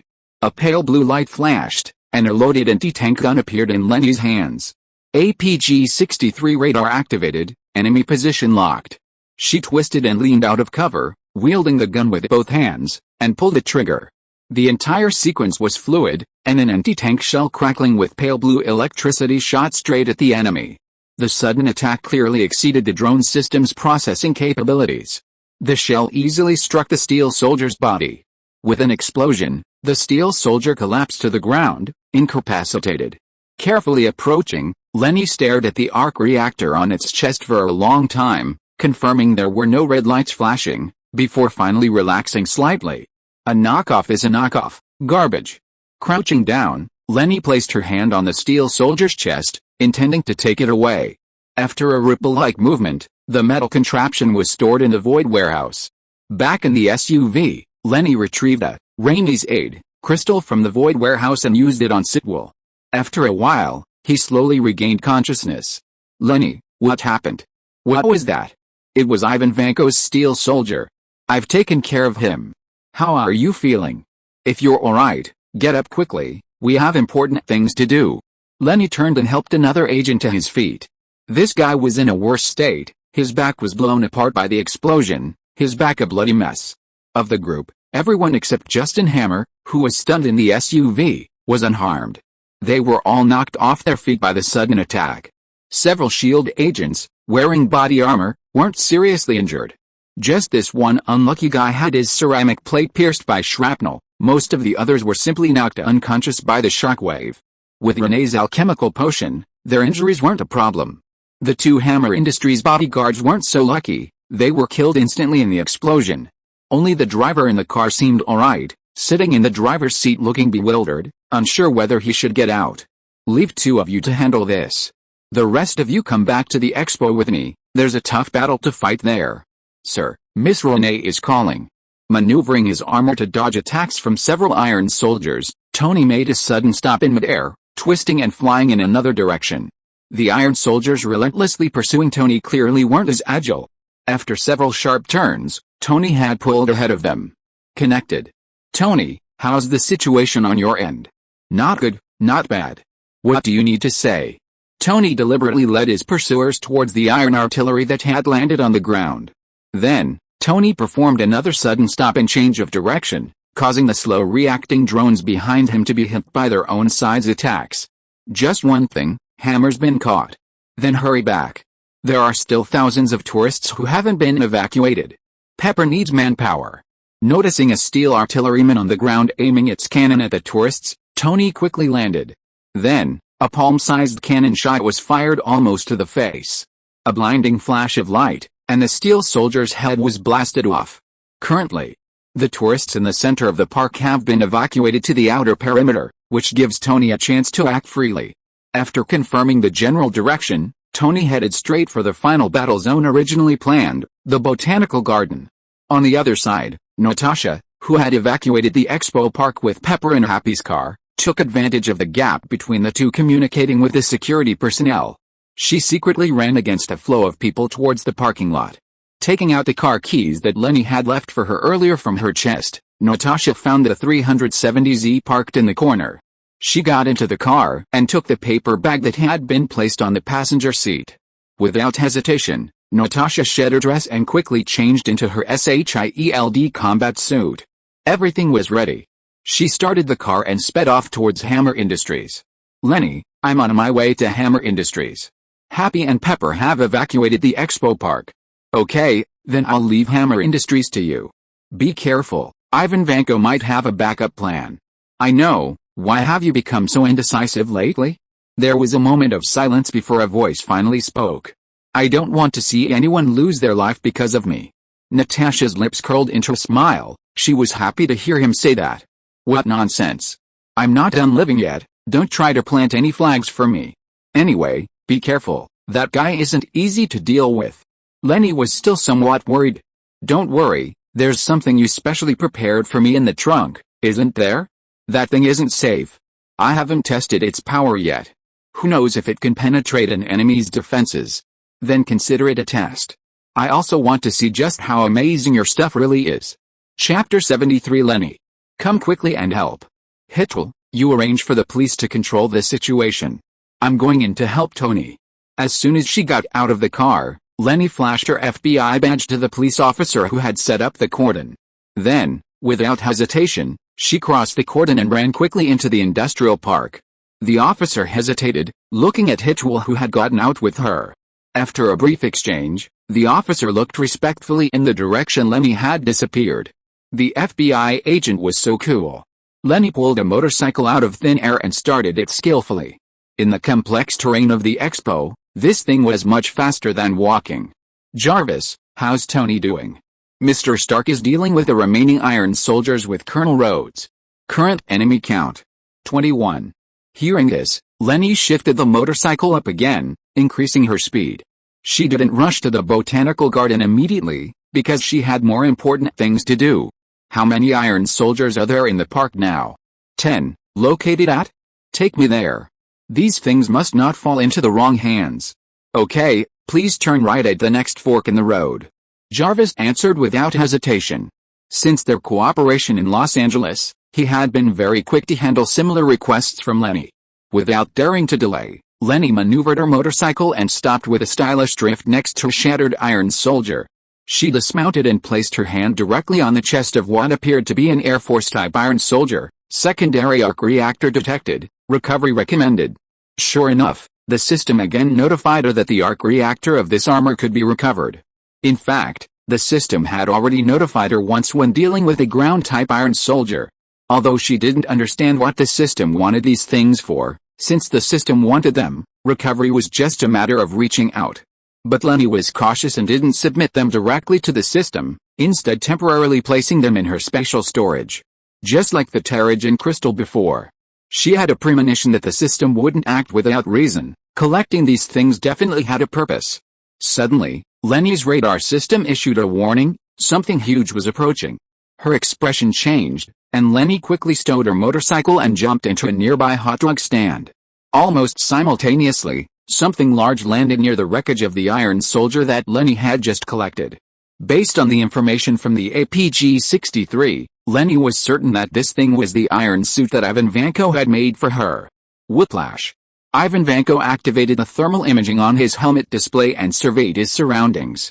Although he didn't know where the guy was hiding, Ivan Vanko was certain that he had just lost an Iron Soldier here. And this wasn't the first one to be lost, someone was eyeing them right under his nose. Frowning, he didn't find any signs of heat sources here, except for the hot dog stand by the roadside. A cruel smile appeared on Ivan Vanko's lips, and he activated the electromagnetic whip on his right arm without hesitation. With a powerful twist and a sweeping strike, the food cart was easily cleaved in two.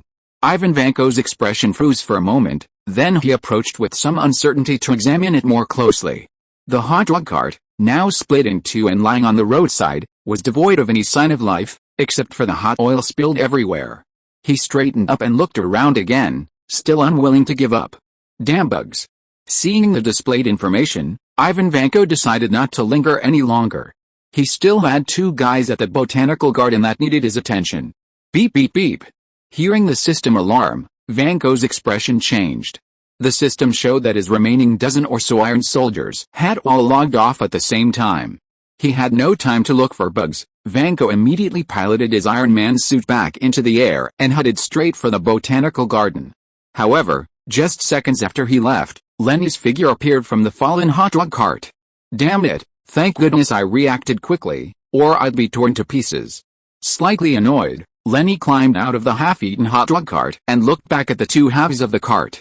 I don't understand, Miss Leni, what just happened? Invisibility, and anyway, this guy's thermal imaging didn't work on me, but unfortunately it only lasted 30 seconds. Luckily, he left in the end, or I would have been exposed. Invisibility, huh? That's really an amazing ability. Leni ignored Jarvis's mutterings and rubbed her slightly swollen arm. You'll be able to do that in the future, it's not a rare ability. Okay, how's Tony doing? Although he didn't understand what Leni meant, Jarvis still answered truthfully, Mr. Stark and Colonel Rhodes just dealt with all the Iron Soldiers, but the Iron Man suit you just marked as Whiplash has arrived. The situation is currently quite tense. Leni clicked her tongue upon hearing this. Things were a bit beyond her expectations. We don't have much time left. Ivan Vanko definitely won't be satisfied with just this much preparation. Jarvis, tell me the next location. After parking the 370Z, Natasha jumped out and rushed to the trunk. Eagerly opening the weapon case that Leni had prepared beforehand, a strikingly futuristic weapon came into view. The gun was about 1 meter long, black with sharp angles, and its body was crackling with electricity. It looked exactly like a futuristic weapon from some sci-fi shooting games. Natasha ran her hand over the gun. The pale blue plasma glow indicated the technology it used, codename an Oracle, a level 90 epic ammunition expert weapon, a rifle, one of Leni's collectibles. Leni had originally planned to leave it gathering dust, but worried that Natasha would encounter the steel soldiers at Hammer Industries, so she had placed it in her car beforehand. Since she hadn't tested its power, Leni wasn't really sure what to expect. However, the system description stated that it was an electromagnetic weapon, and even the ammunition it used was specially made. If the weapon system hadn't automatically generated ammunition, Leni probably wouldn't have been able to find bullets for Natasha. Taking out the electromagnetic weapon, Natasha felt its weight.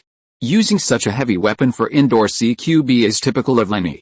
After storing the last steel soldier in the void, Leni drove her motorcycle straight to the botanical garden. Leni, where have you been? Come help me. Tony's somewhat intermittent voice came through the headset. What's going on over there? Leni twisted the throttle harder, a strong sense of foreboding creeping into her heart. She had initially thought that, based on the movie's pace, with Tony and Roddy's combined strength, dealing with Ivan Vanko shouldn't be a problem. Although the plan had encountered some variables, the general direction was correct. Tony's plan to lure the enemy out was successful, and Roddy had provided immediate support. So why did things change over there? She didn't hear Tony's voice again in the headset, and Leni's heart sank to the bottom. Tony. Damn it. Jarvis, contact Rhodes. Sorry, I've lost contact with Mr. Stark and Colonel Rhodes. They appear to have been hit by an imp. Leni flinched, nearly dropping her bike. She wasn't sure if Tony's armor had a Faraday cage or anything else to protect his Mark 6 from imp interference. But she knew Tony hadn't mentioned anything like that in the Mark II modification plan when designing War Machine for Rhodes. Perhaps Tony had prepared for this, but why was there no news now?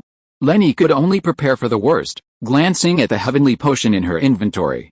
While its effects were abnormal, it wasn't a resurrection coin.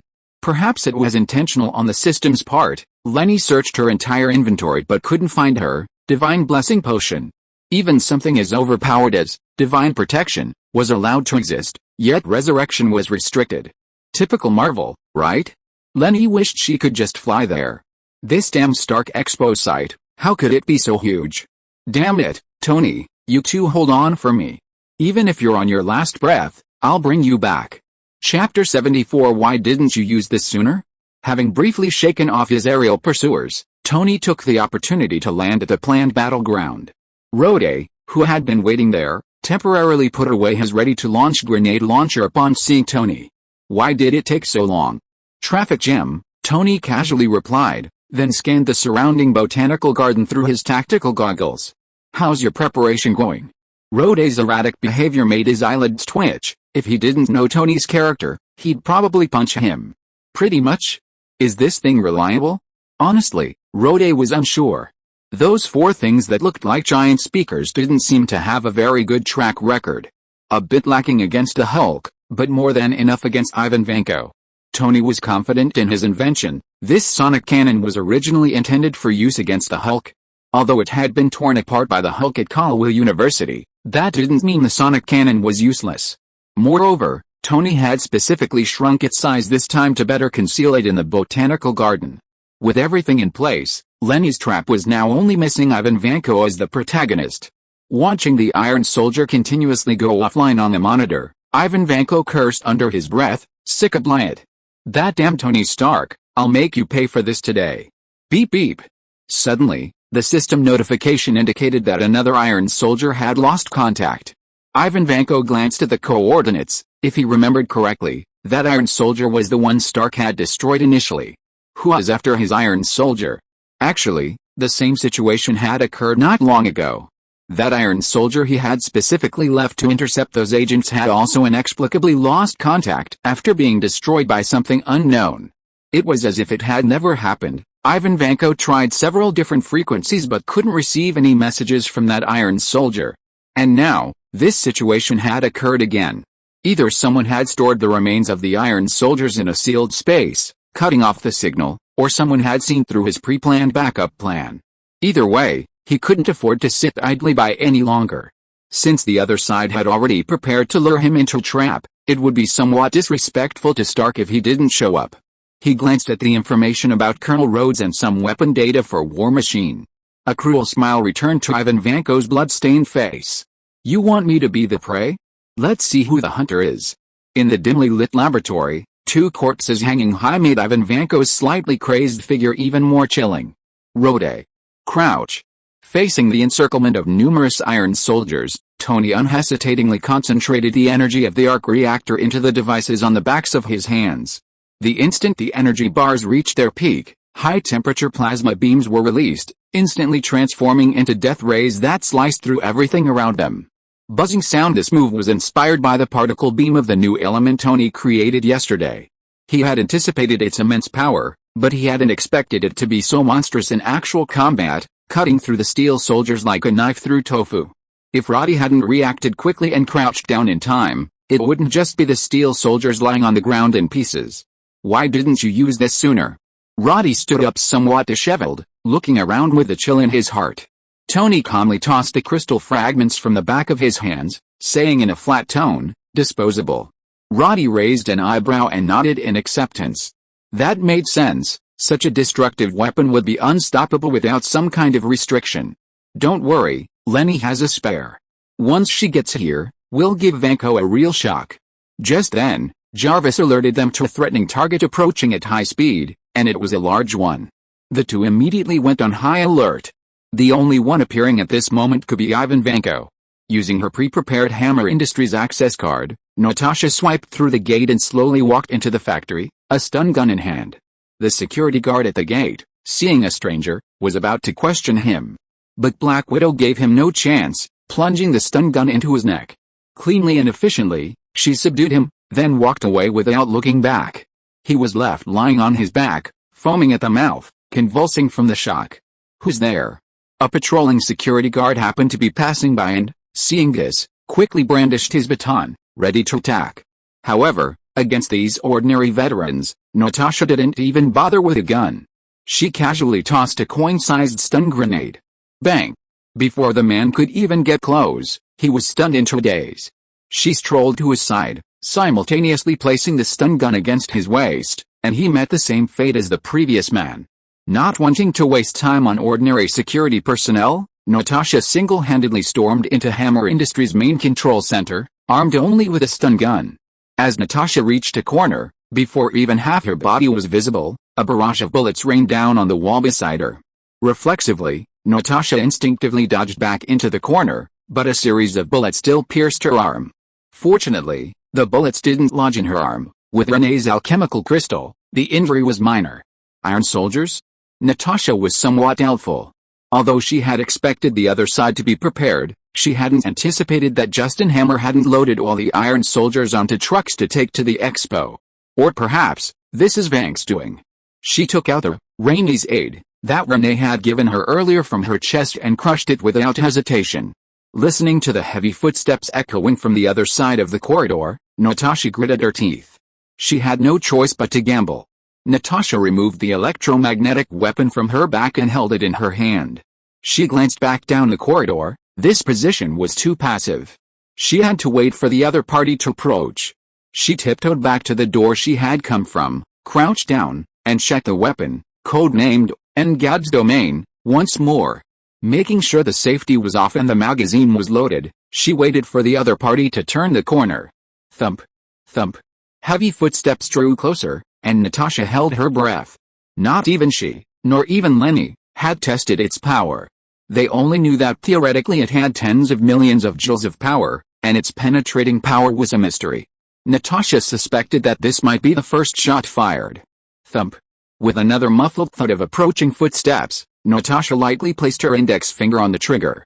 But unexpectedly, the other party didn't move. In the T-shaped corridor, only Natasha's steady breathing remained for a moment. The silence was like the calm before a storm, keeping Natasha on her guard for a moment. Suddenly, a round object rolled out from around the corner. Natasha's pupils constricted the instant she saw it, and without hesitation, she pushed open a door and rolled inside. She couldn't be sure what it was, but whatever it was, she couldn't stay in that spot any longer. Boom! A deafening roar erupted. Was that thing trying to demolish the place? Shaking her head, which was still ringing from the shock, Natasha picked up her rifle again and aimed it at the wall. Just now, she had heard the heavy sound of the other party moving rapidly. Before Natasha could pinpoint the other party's location, a series of bullets pierced the wall and entered the room. Damn it! This wall isn't load-bearing. Rat-a-tat-tat. Natasha had no choice but to huddle in the corner to minimize the area of damage and reduce the probability of being hit by stray bullets. At the same time, she was constantly calculating the other party's current position. She was going to fight back. Her index finger flicked the safety back on, her gaze passing through the rearview mirror, aiming the crosshair at a spot on the wall. There, a hole had just been pierced by an enemy bullet. The corridor light shone through the hole into the dimly lit office. Then, the light suddenly dimmed. Chapter 75 Stark, I'll take your life. The powerful recoil Natasha had anticipated didn't materialize. The recoil of the electromagnetic rifle in her hand was unbelievably low. For a moment, she even felt that this thing wasn't an electromagnetic weapon with a theoretical recoil of tens of millions of joules, but rather a .22 caliber competition weapon. But reason told her she couldn't give up yet. Her index finger moved rapidly, and the semi-automatic, codename Enguard Realm, fired 3 more bullets in quick succession. Only when there was only one bullet left did Natasha release the trigger.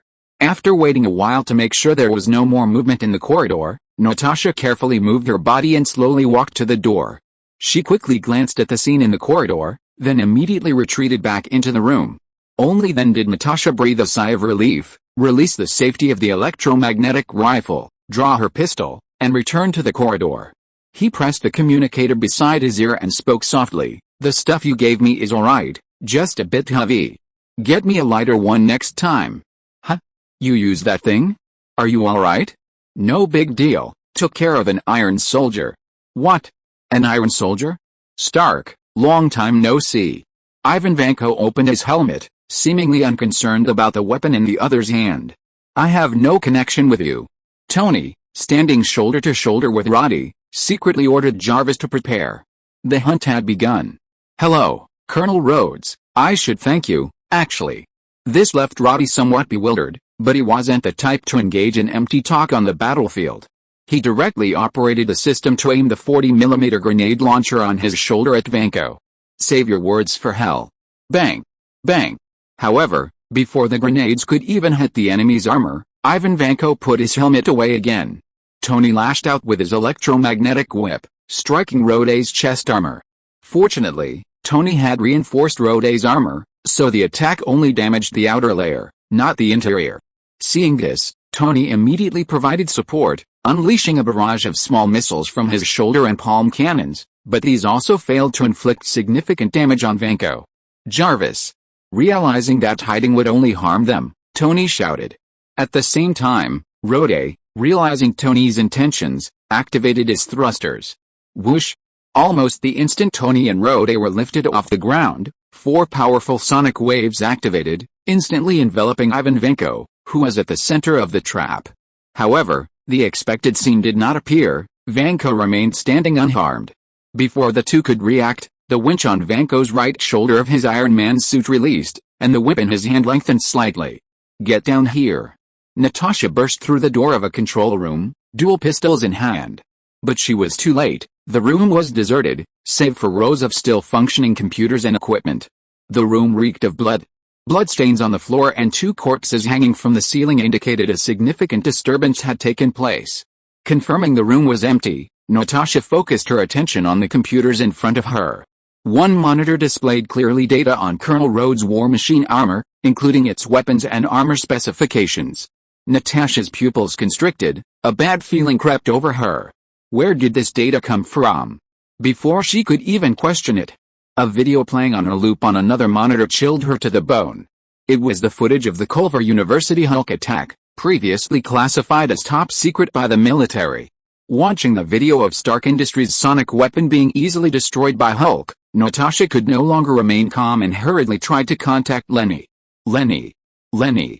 However, there was no response from the communicator, only the damn busy tone. Beep. Beep. Beep. Suddenly, a crisp countdown sound reached Natasha's ears.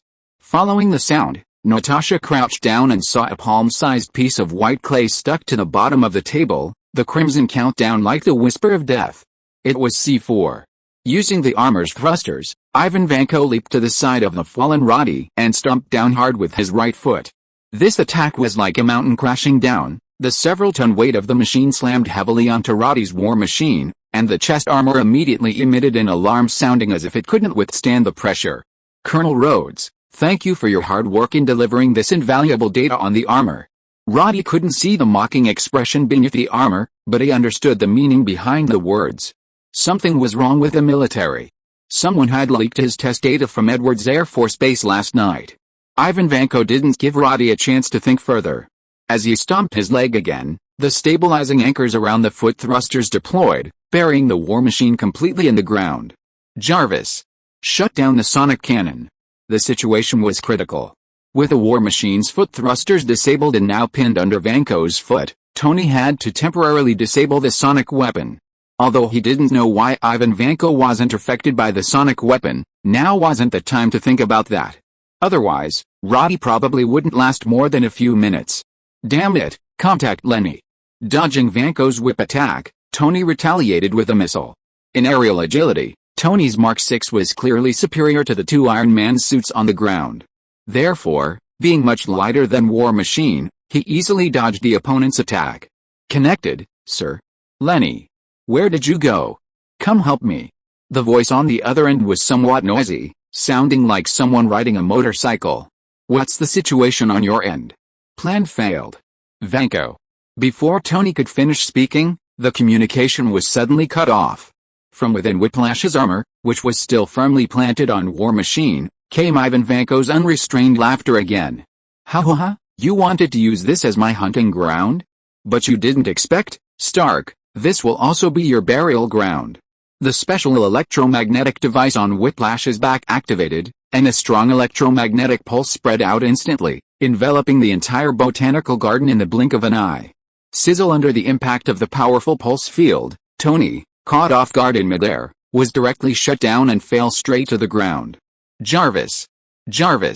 Unable to dismount from his suit without the system's assistance, Tony could only helplessly call out to his artificial intelligence assistant. But the Iron Man suit, shrouded in darkness, offered no response. Stark, you're nothing but a coward hiding in your own coffin. Vanko deactivated the electromagnetic device, swung his electric whip, and looped it around the neck of the newly risen Mark 6. He was going to destroy this guy. Destroy everything he had. Your whole family are thieves.